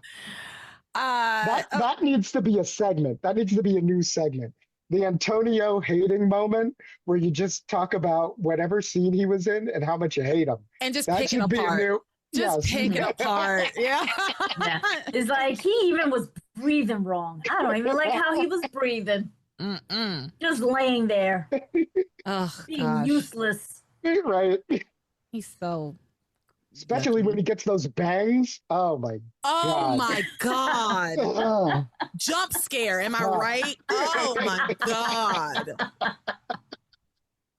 Oh, he Oh, looks God. so bad and yuck. Okay, so Edna is having a heart attack. Beth pretends not to understand, doesn't get her any help. She stands there. I think she actually like unplugs the monitor too, or like unhooks her from the monitor or something, because a nurse comes in and she thinks that Edna's just like resting or sleeping, and then she goes to like check her vitals. She's like, oh my gosh, her she's not hooked up to the monitors. She doesn't have a pulse. And she calls a code blue. The nurse is like, how did this happen? Beth's like, I don't know. I just came in here. I don't know. I thought she was sleeping, just like you. So Luis comes back. Luis comes back from having his like conversation with Sheridan, and he finds Beth, whose mother is having another heart attack. And she uses that to guilt him into staying with her, right? She's like, oh, Luis, it's so horrible. Please don't leave me. You have to stay here to help me get through this. You have to stay here to help me get through this. And which is you know what? If Beth wasn't up to all the shit that she's up to, I mean, yeah, that's plausible, right? Like, he's like her rock. He's somebody who she depends on. And this is a tough situation. Like, any normal person would assume that this is like a tough situation for her. So Luis obviously is like, oh, Beth, I know you're worried about your mother, but I'm just glad we're able to be here for her. And Beth says, yeah, I mean, if we had gotten married, we'd be off on our honeymoon right now. And Luis goes, I guess it's a good thing we didn't get married. Wow. Take that knife in. Now, right? This is where I take issue with Luis. Okay? This is where I take issue with Luis, considering he just had a conversation earlier with Sheridan about basically having sex on Antonio's lifeless body. And now he's saying to Beth, right? Look, Beth, I don't know what's going to happen. He says, Now that Sheridan's given permission to give Antonio this drug, things have changed. I don't know what's going to happen between me and Sheridan, but I just want you to know that I'm going to be here for you, okay? And she says, what do you mean you don't know what's going to happen with you and Sheridan? And he says, I mean that we're probably not going to have a future together. So I can be here for you if you want me to be. Luis! Have we learned nothing? Have we learned nothing? You literally were just trying to break up with her, even regardless of the fact that you weren't going to have a future with Sheridan because Sheridan had married your brother and they were on a honeymoon together. And then you took her to Beth to the Cliffside Inn to break up with her because regardless of if you could be with Sheridan or not, you knew you didn't want to marry Beth. Yes. So what the fuck are you saying and what are you doing? He hasn't told her yet. Though. But why is he saying this? Nobody prompted him to say this. Maybe Guilt. to, her guilt. Her mom is having a heart attack, so he feels bad. So All he he's had to say probably is, giving "I'm her here a for little you." bit of hope. Yeah. All he had to say is, I'm here for you. I'm not going anywhere right now. I'm here for you. Like, I'm going to help you through this right now. That's all he had to say. Because that makes in sense. his brain, he hasn't broken up with her. So technically, he thinks that they're still together, that she still thinks that they're together. No, this pissed me off. I was just like, you don't have to say, like, that is leading her on. Mm-hmm. Yes. That is leading her on. And it's a really shitty thing for him to do. Is I don't have any issue with him being there for Beth and comforting Beth in this moment where that's like actually one of the happier moments of her life. But presumably should be one of the saddest, right? Yeah. I do not have any problem with him supporting her in this at all. But I do take issue with him saying, well, especially in this moment too, like, my mother's having a heart attack. Why are you talking to me about Sheridan? Why are you talking to me about Sheridan? Like, can something be about me? Can anything be about me? And so he's talking to her about Sheridan. Now that Sheridan has given her permission, I don't know what's going to happen between us, but I'm going to be here for you. And me and her aren't going to have a future together, so I can be here for you if you want me to be. She wants you to be. That's the other thing that irritated me. If you want me to be, she has said, how many times has this woman gotten on her knees to beg you to be with her? Yeah. Of course she wants you to be. She even says, like, even though you won't ever love me like Sheridan, just be with me. She's been debasing herself for years at this point, right? Because she wants to be with him. And so, I don't know. That made me mad. This is where I took issue with Luis this week. It is. Because I was just like, he didn't have to say that. And that's leading her on. And you know that you and Sheridan are going to get back together. Like, you don't know, but you know that you're not finished. He knows that they're not finished. He just had his last kiss with Sheridan. Maybe he believes that's going to be their last kiss together. Like, maybe he's taking Sheridan at her word. It's like, that's it. I'm staying committed. That we're done. Every time it's the last time. It's been the last time, the last 6-7 times. It's always the last time. Well, this is the last time, Sheridan. We'll never be together. If you're going to be with my brother, we'll never be together. And then the next day, here they are together again. Well, we know that, but in his heart, this is it. Yeah. He was there. Like, he was there for all of those times. So it's like, I don't know. You have a pattern. He has a pattern. He does, but look, it's that good. It's that good that you could keep going back and forth to be like, oh, this is the last time. Oh, yeah. I'm wrong. No, this is the last time. Yeah. No, maybe not. But maybe this is now the last time. No, exactly. Fine. Look, if it's that good, if it's that good, then stay. 100%. If it's that good, then what are you about to die? Wait, say that again? Yeah. The brother's about to die. They're trying to do the right thing. He's a grilled vegetable. Or, You're a vegetable. You're a vegetable. So they hate you. I do hate him because he's a vegetable. And everyone's using him. Sheridan is using him, and now Beth is using him. This man is giving sympathy and empathy and support to everyone around him. Yeah, He's everyone's rock. he is. Okay, but he didn't have to say that to be the Rock. He could still be in the Rock. Yeah, but He didn't have to Maybe say because it was the last kiss, he's figuring, you know what? Maybe I will just end up with Beth. Maybe that's what he's thinking. It was 15 as much as I seconds didn't ago. like Luis this week, what I will say is he still has a hero complex in regards to he doesn't want to see people hurt. Yeah. Like Antonio has a hero complex in that he needs to be with someone who is weak and who he can save. Yeah. Luis just wants people to feel safe and secure and to have that security. He wants to be that security for whoever. And whoever. in this and moment, I think he feels guilty over Beth because he knows he's constantly stringing this woman along. Even though it is wrong. So he could, wrong. if he feels guilty about stringing her along, why would he continue doing that? Because every time that he goes to kind of like step up to do the right thing, something else, like whatever he was standing on to be like, oh, this is going to be the case, it's taken from him. So what else could he potentially do?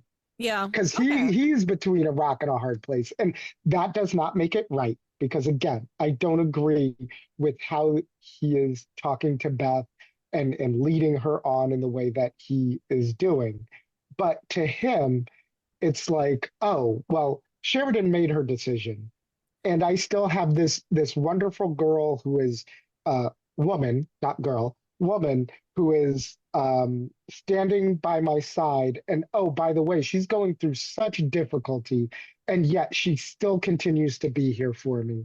I should be here for her, because that is what he is thinking.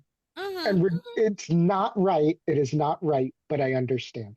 I understand. You know what? Y'all are making compelling points, good points all around. I think one of my issues too, though, is and we're going to move on because I know I said this wasn't going to be long. But my thing too is like the timeline, the way the timeline adds up.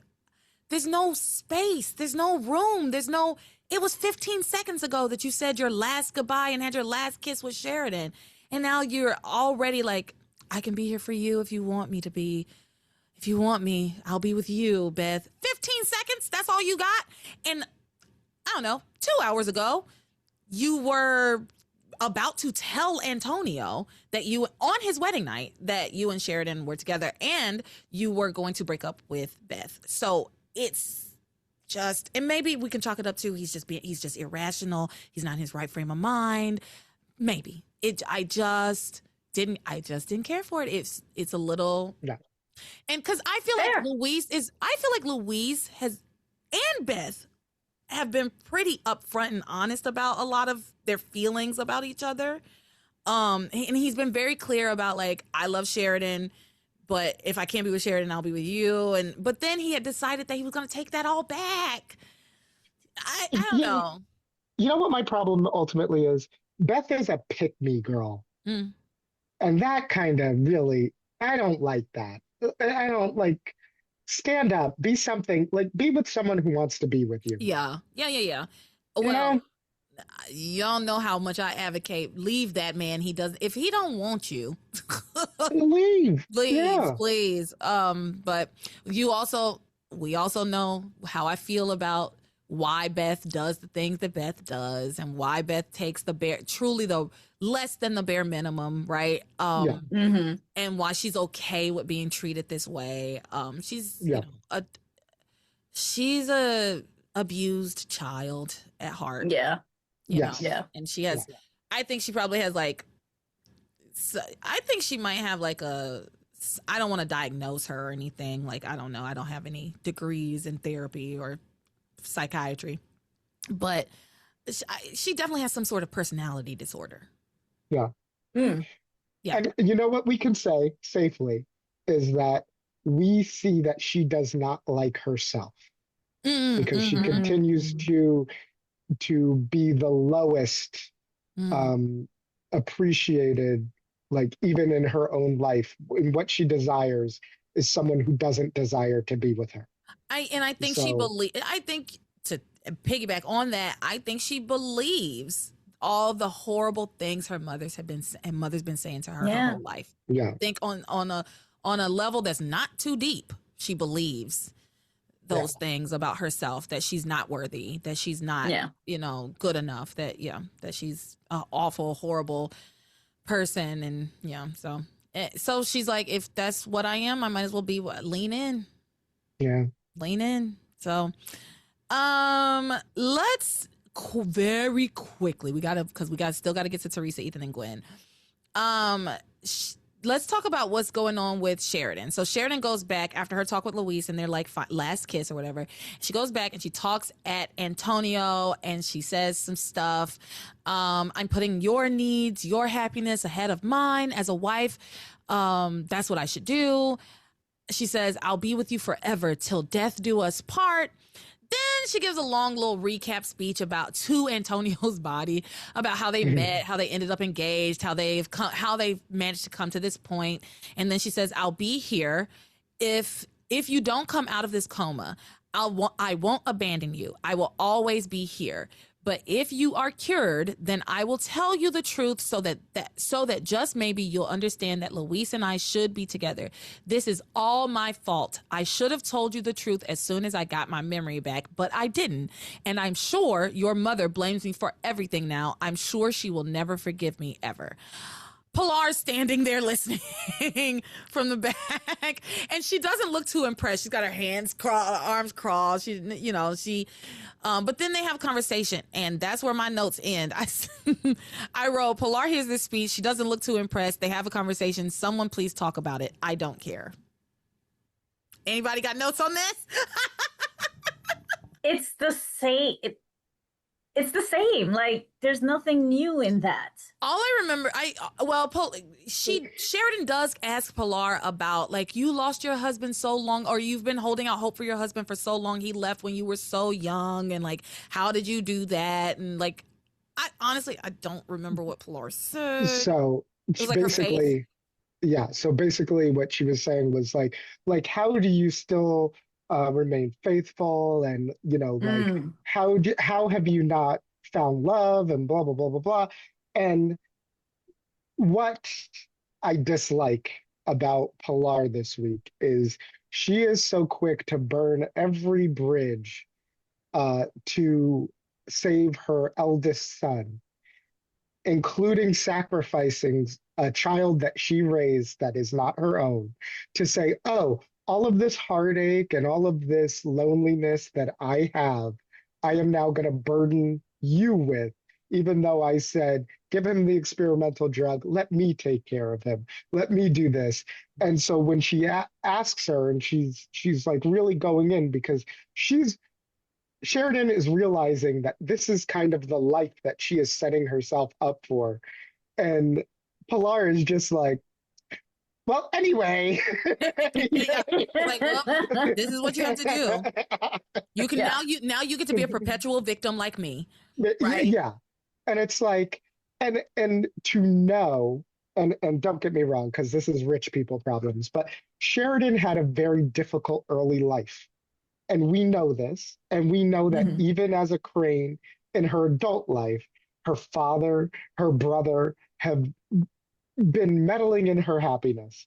And Pilar knows all of this. So now to destine her to even be more of a victim, and to live that victim lifestyle that Pilar has grown accustomed to and been okay with, really like just made me so sad, because I didn't feel like that is something ultimately Pilar would do in the long run, I am disappointed that the conversation of Pilar taking care of Antonio instead of Sheridan didn't come back up again.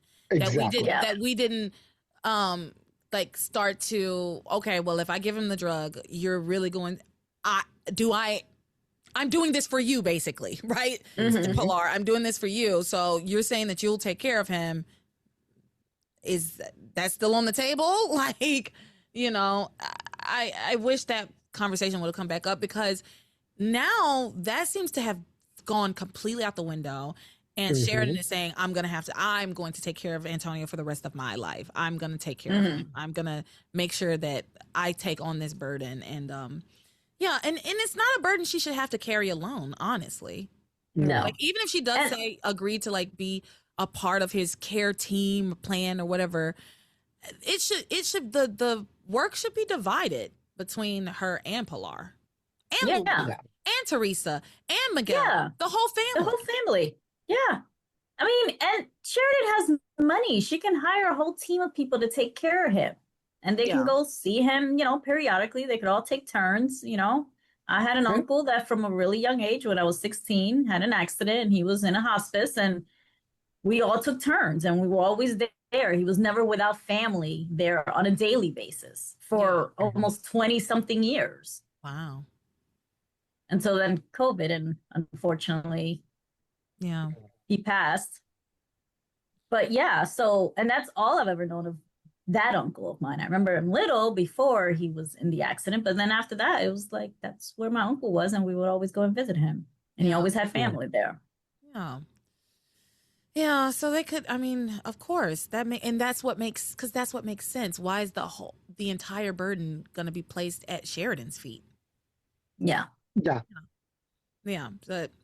anyway, that's pretty much all I have for this week for them. Y'all got anything to add further? No. I think I stopped taking notes after the pee. I was like, all right, he got the drug. I love that. That's hilarious. Okay. Oh my gosh. I do have a few Theresa, Ethan, Gwen notes. Let's get into it, people. Let's get ready to not even rumble. You know what? Maria. There's no rumbling. Yeah. Maria. Not you much. Take this away? Or you want me to do this part? Because I'm starting with Fox and Theresa. They're getting closer. They're getting closer and stuff. Yeah. That's I actually like that interaction, and the way that they flirt. Yeah, the flirting, and you'll get there, and I guess I can say it then, but like I'm like questioning, is Fox sincere or is he playing her? Like I couldn't quite tell if it's real or if he's really just trying to get in her pants and playing on her, because she says it. She was like, "Oh, I got your number. You do this just to, But it's like, was he really doing that, or was he being vulnerable? It does leave it up to interpretation. I feel like it does leave it up to interpretation. My interpretation, but this is because I'm a yearner and I love yearners. So my interpretation was so she says, something about you could charm the skin off of a snake, and then she accuses him of like running game on her, right? And she's like, you're a crane through and through. And she says, you talk to a woman long enough to discover what her weakness is, and then you zero in on it as a concerned friend. You discovered that I am a major romantic and a fiercely protective mother, so you play the, quote, little lost boy card, talking up your sad childhood with a mother who didn't love you. It's very clever. And he says, you got me. But my interpretation is that hurt his feelings. That's my interpretation. And he didn't want to let her see that he was like kind of being genuine with her. And, but again, I'm a real yearner. I just love yearning. I'm just going to say, that is what I thought. And then Maria just came in with that take on it. And I kind of see both sides of it. Same. Because it's like, is he kind of playing both sides? Is he being earnest with that? Like what is going on? What is his end game? Because ultimately Fox is sly. He's sly, right? But everything that he was saying to her felt so real. A lot of it felt like that was sorry. It just like, it felt like, oh, and then her read of him like really hit him in a way that was like, okay, so she's not as naive as she usually is with Ethan. You know, so like she does understand who this person is but at the same time, I think like whereas she's constantly reading like the Ethan and Gwen situation in her mind of what Right. her end goal is, but with Fox, it's like this clarity. Well, is it right? Like I don't know. I don't know. I think he had shared some things with her that he has not shared with other people. I think like the conversations that they were having, particularly about Ivy and about his childhood and his feelings about Ethan, right? Yes.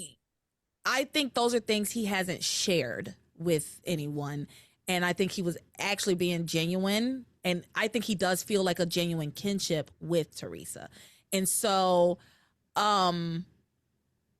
I do think that there may be, I think it could be a kind of a mix of both, right? Yes. But that he finds himself opening up to her, even though it kind of started out as like, I'm just running game on you. But then he found himself like being more vulnerable with her and feeling connected to her in this way.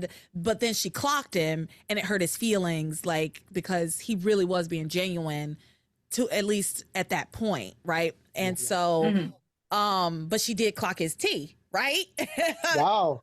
And yeah, he can tell like she did clock my tea. You do got me, but like I wasn't actually still running game on you at this point, right? Like it was kind of real. So I don't know. That's my interpretation, but it's again, I love and I don't know. It was cute. I love them together. I love their banter. I love their flirtation. I love that she is smart around him instead of being an idiot around Ethan. Yeah.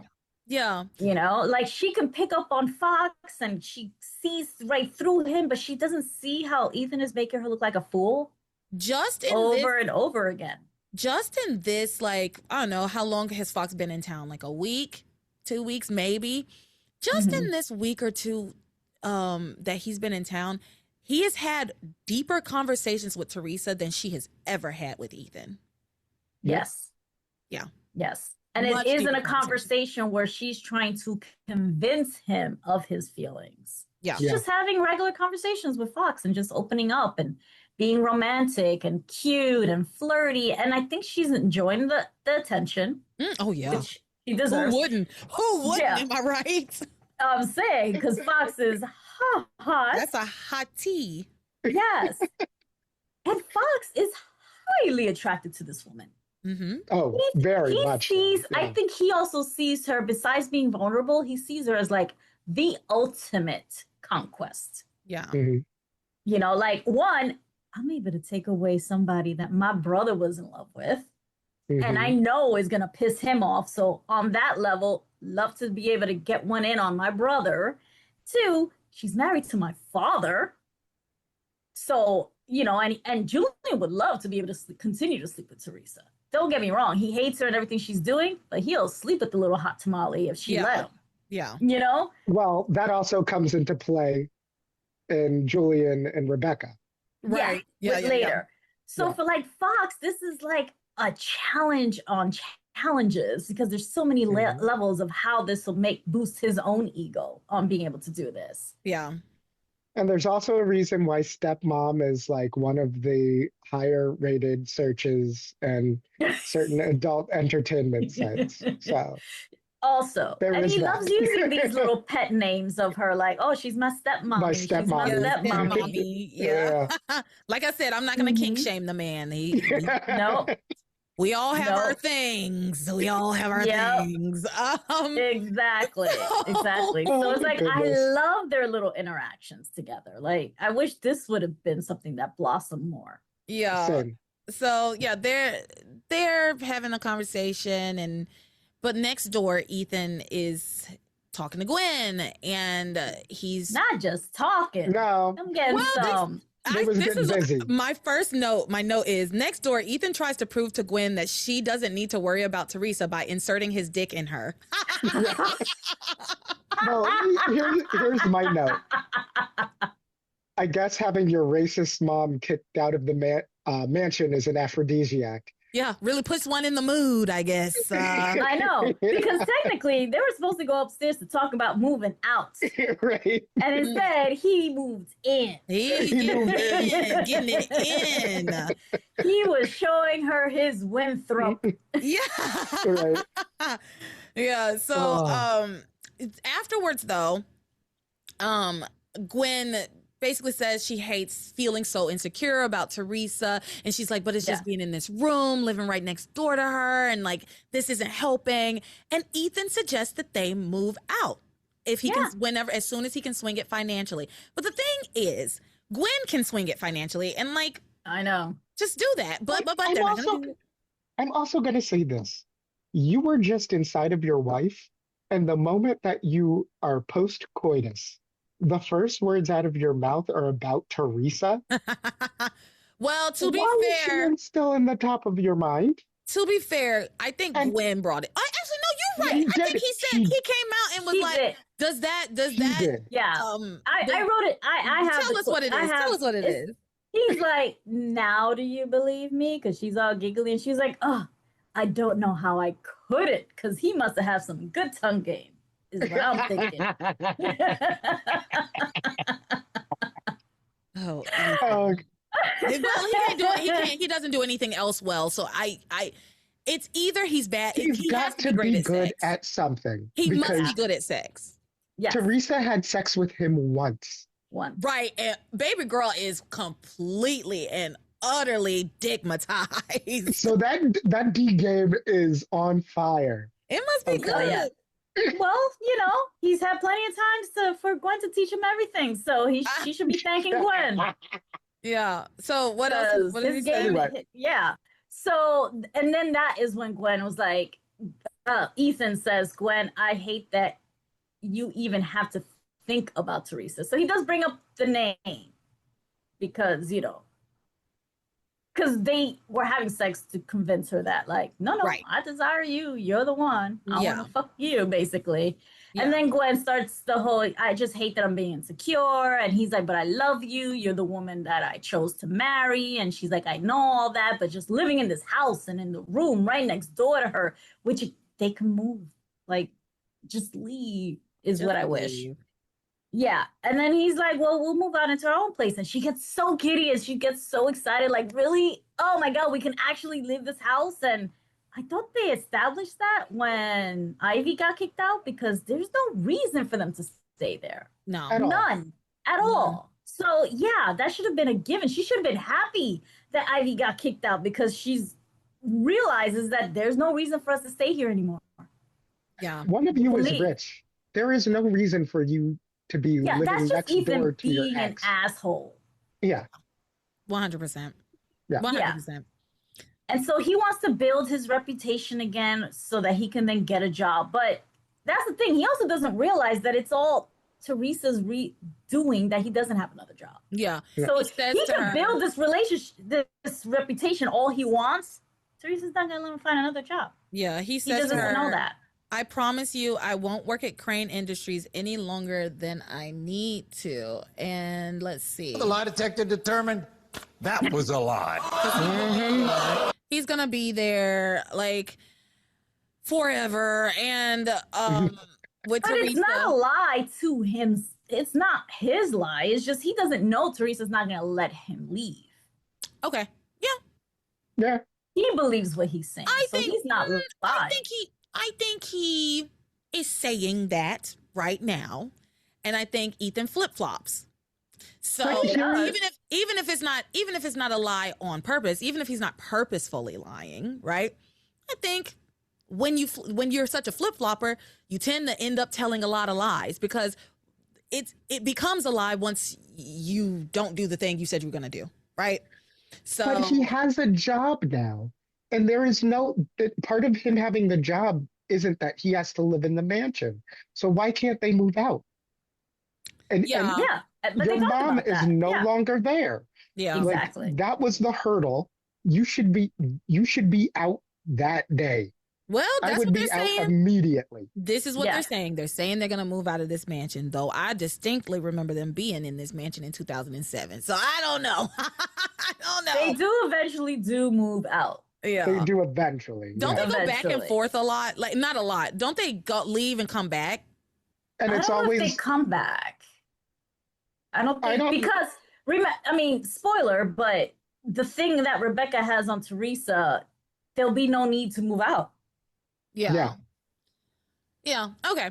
So, So that's why they stay for a while after that. And don't he move out. says, I won't work at Crane any longer than I need to. Of course, Mhm. Gwen is thrilled at this prospect. Ethan tells her that he just wants her to be happy. And she says, well, what about you? I'm not stupid, Ethan. I know that you loved Theresa very much at one point. I mean, are you absolutely sure that you're over her? At one point, you mean a week ago?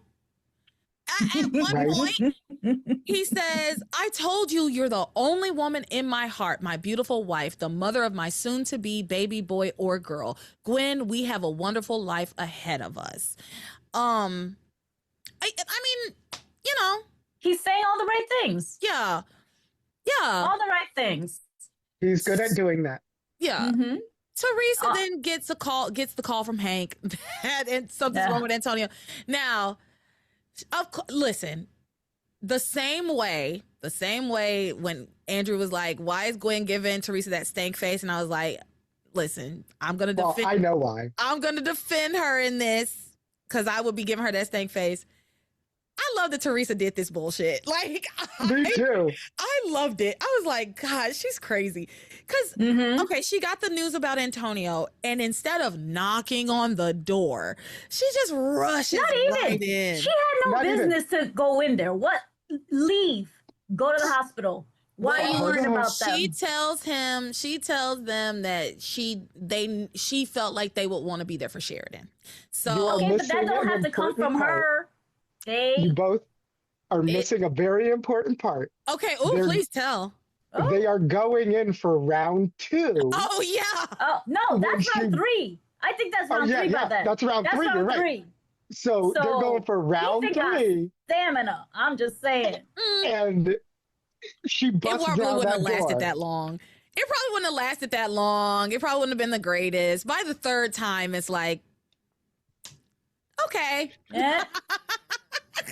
Like I said, There's he a probably has reason some these good. 2 women are so stuck on him. Maybe he could go That's around true. 3. He Maybe can go he around can. 3. Maybe not down there, but he got a mouth and He got something. he's using it. I'm telling you, he has good tongue action. Oh my God. That's funny. Because they always having but sex. yeah, That's the thing. You're they going to are. be seeing Gwen and Ethan always having sex. They have a lot of sex. Yes. They do have a lot of sex. It's They've shocking always she had. didn't get When we pregnant before. I think the first time we meet them, they're on the beach having sex. Having sex, yes. Yeah. Yeah. Yes. Right. Yeah. Yes. Yeah. So yeah, oh my God, Theresa rushes into this room, breaks them up because they were, like you said, going in for round 3. Ethan was about to see. Gwen was about to see what that mouth do, and then Theresa came rushing in because she doesn't need any excuse to come and try to interrupt them. You know it was on purpose. You know it. And it's her house. They're next door. They are next door. You are in a mansion. She You said, go down to like the East Wing. You know what I mean? She said, this is my house. There's no privacy here. And also, get up. Get up, losers. We're going to the hospital. I'm tired of hearing you guys fucking next door because like, remember, y'all didn't even have the he hates the mood music. That's what I'm gonna say. This time they didn't even do her the courtesy of the mood music. Like, no. No. I mean, she walked in. Ethan is literally telling her, I love you. Yeah. Right before inserting. Yeah. So she explains what's going on. They all get up to go to both get up to go to the hospital with her. Fox also comes. Fox makes a little note, right? He looks and is like, there is still a tie between Ethan and Theresa, and there always will be. That's what he says. And if they say it in passions, it must be true. If they say it to themselves, it must be true. And so they go to the hospital, and after Sheridan makes her decision, Fox and Theresa have a discussion where they discuss the situation she's in with Ethan, I guess. And because Theresa is drawing a parallel, I guess, between her situation with Ethan and Sheridan and Luis's situation, because she believes that Sheridan and Luis, if they get together, then she and Ethan will get together, right? Yeah. He called it projecting, and she's like, projecting? Yeah, exactly. And he says, don't you think you're projecting? You're comparing Luis and Sheridan's true love with your true love for Ethan. I mean, if their true love wins out, you think so will yours and Ethan's. And Theresa says, absolutely.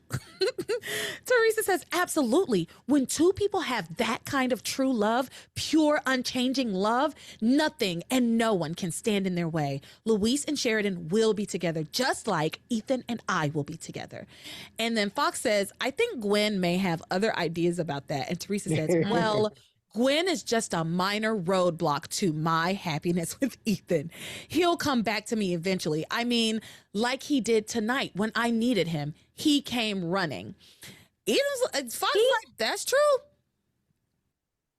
Yeah, you know, he went more for Sheridan, not for him, because he was about to get in round 3 with his woman.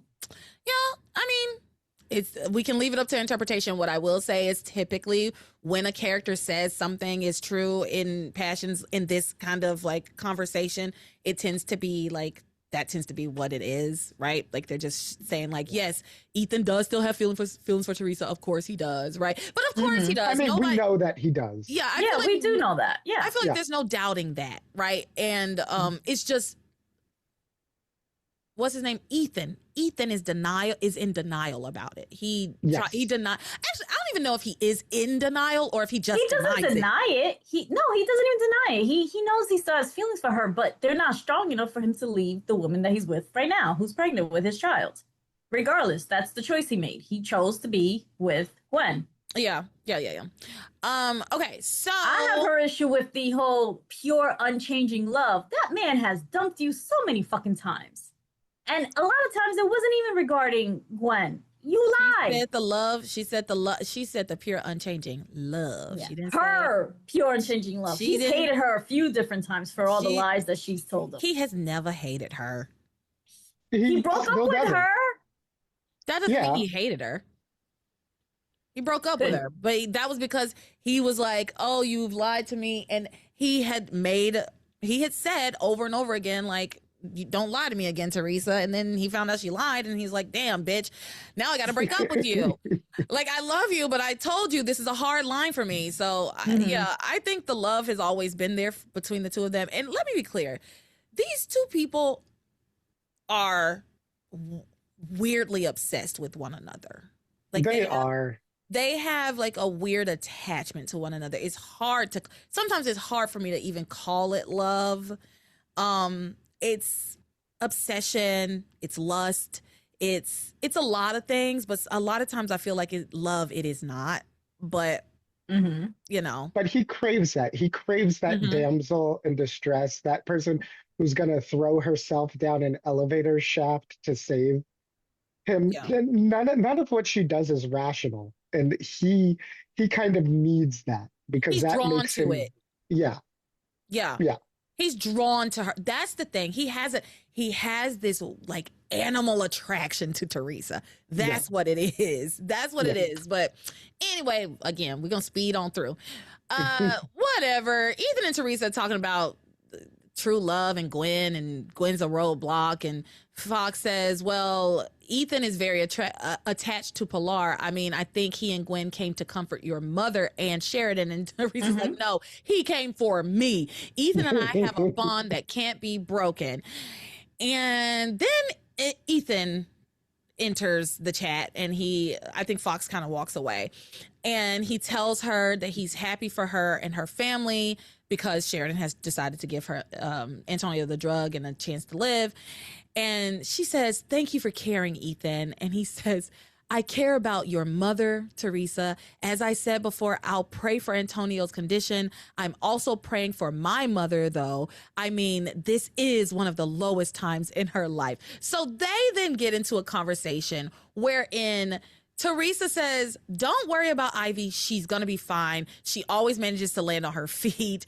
And ironically, yeah, and Ethan says, I'm not so sure about that this time. She learned the hard way tonight that she has no friends in Harmony. Not one of them offered to let her stay with them, not even for the night.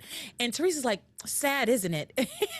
Ethan says, well, when she was Ivy Crane, everybody wanted to be her friend, but now without the Crane name, nobody's interested, and now she has nowhere to live.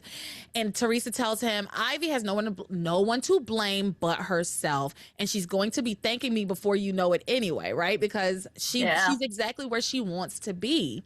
And Ethan is like, oh, well, my mother's not going to be comfortable there. Please. Ivy's fine. Basically what Teresa's telling him. She says she's been trying to seduce Sam for years, and now she's just one step closer thanks to me. Ethan says, no, my mother is not the monster that you make her out to be. Oh, no? Teresa saying, oh, no, you know what? She's not the monster I made. She's much worse. She says, I was trying to spare your feelings, but enough is enough. If anything, your mother's far worse than I ever made her out to be. Far worse. I have this clip. This is like the only Ethan Teresa clip I had this week. Oh, yeah. It's after she says that, which, like, dude, you're saying this to his mother. You know it's not going to land well. Yeah. I mean, yeah, he's in denial about his mom and how bad things are. But it's still his mom. Yeah, of course. It's still his mom. Trust me. I understand that whole thing. Like, my mama is my mama, and I, like, you can say whatever you want to say about her, but like, I'm going to be on her side because she's my mother. However, you know, Ethan is blinded. Like, well, yeah. So here we go. You have a lot of nerve calling my mother a monster. And she wasn't the one that threw a disabled woman out in the middle of a freezing blizzard. I had every right to throw her out. You didn't hear the mean things that she said about me, my mother, my family, my baby. Words, okay? Words that were said in the heat of the moment. You had no justification to do what you did. Ethan, if the shoe were on the other foot, Ivy would throw me out in the snow in a second. You don't believe that. Oh, I certainly do believe it. And she would throw my baby out, too. You know what? Teresa, you have my sympathies as far as Antonio's concerned, but you and I are going to have to keep things strictly on a professional basis from now on. I cannot condone you treating my flesh and blood the way that you've treated my mother. Ethan...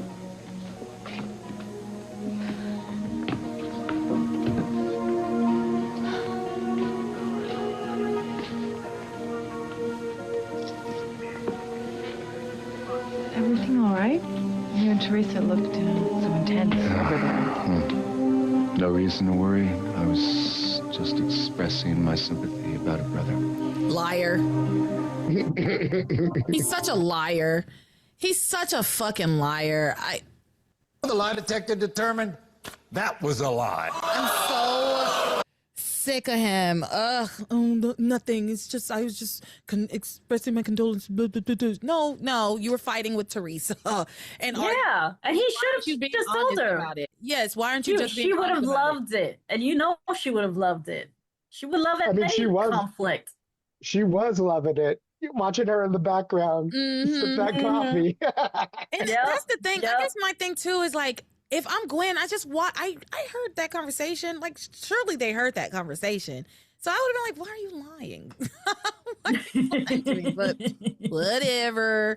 He cares about appearances, you know, just like he told her, thank you for not making a scene in front of people when it comes to your hatred to her. So, you know, they're in public. It's like, let's keep our rhetoric behind closed doors. Let's not show our dirty laundry. Yeah. So after that, Teresa has a quick little conversation with Pilar, where Pilar's like, I told you so kind of situation.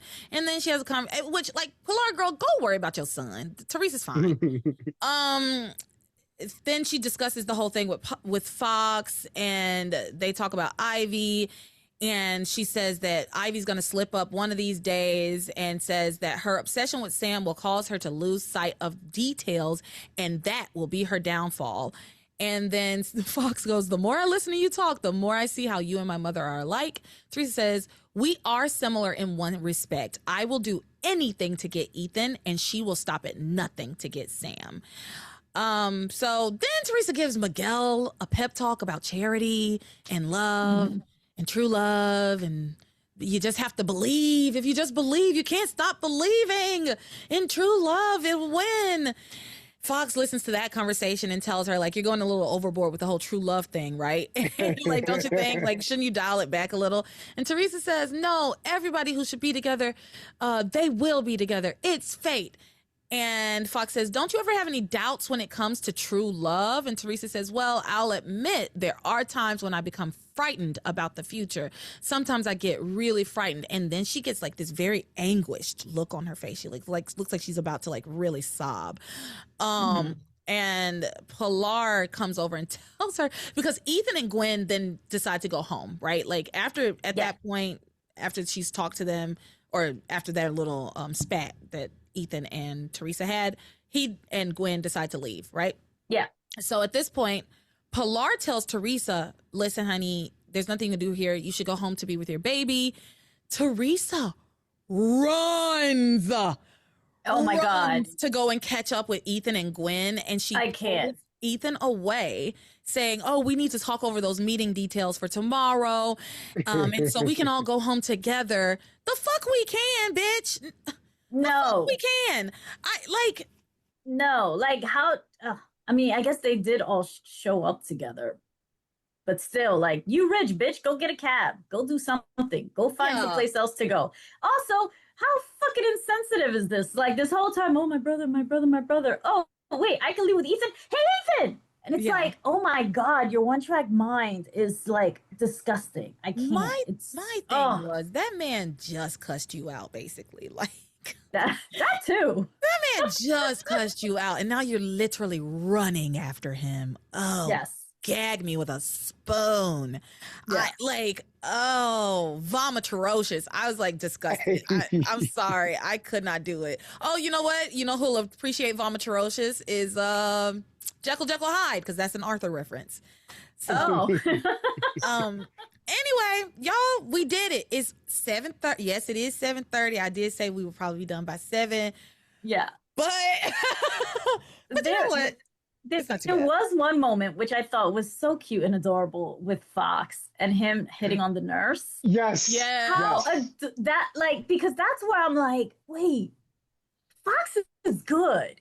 Is it an act? Because he almost had me convinced talking to this nurse that he's like, yeah, so what's up? Like, you know, maybe I need to see a doctor. And, you know, she was good in the sense of like, nah, man, I'm married. And he's like, and?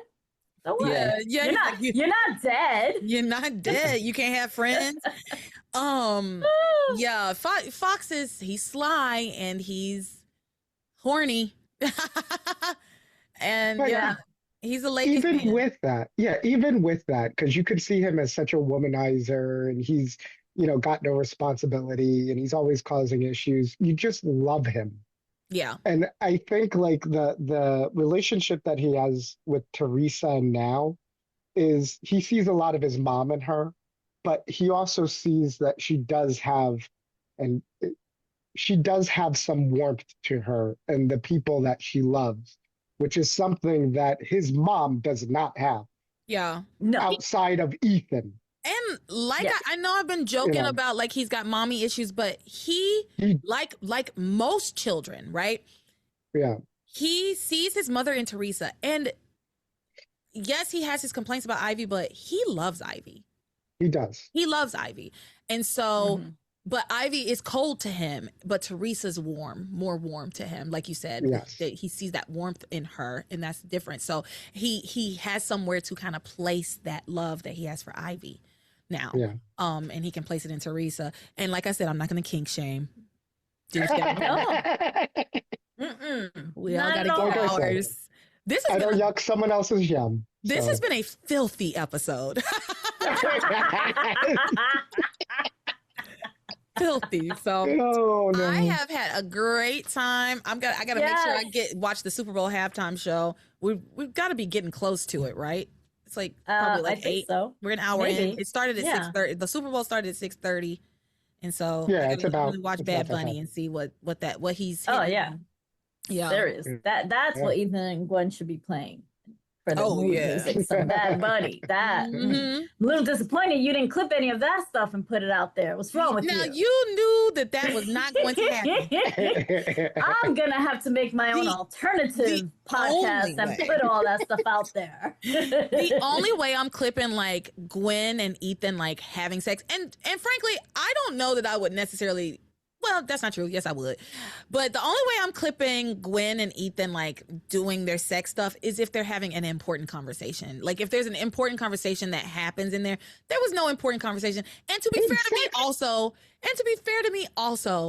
I didn't clip Theresa and Fox doing anything, like talking or anything. Nobody was having any important conversations. I had to, I scrounged up this clip because I felt like the fight between her and Ethan was important. But, no, that was good. That was good. Yeah. But I agree. I didn't have any clips for any of them this week. Just like it wasn't for them this week. This week was about Kay and Antonio getting the drug, because that's really what you can wrap it up to. That is, you can boil this week down to Kay exposes Ivy and David, and Antonio gets the drug. Yeah. So, and look, I'm just going to say this particular episode is very racy, and I don't know if it's because the three of us are together and talking, and I just want to make sure that we can do this again. Yeah, so, I think it'll be fine. I don't think I have to pay like FCC fines or anything like that.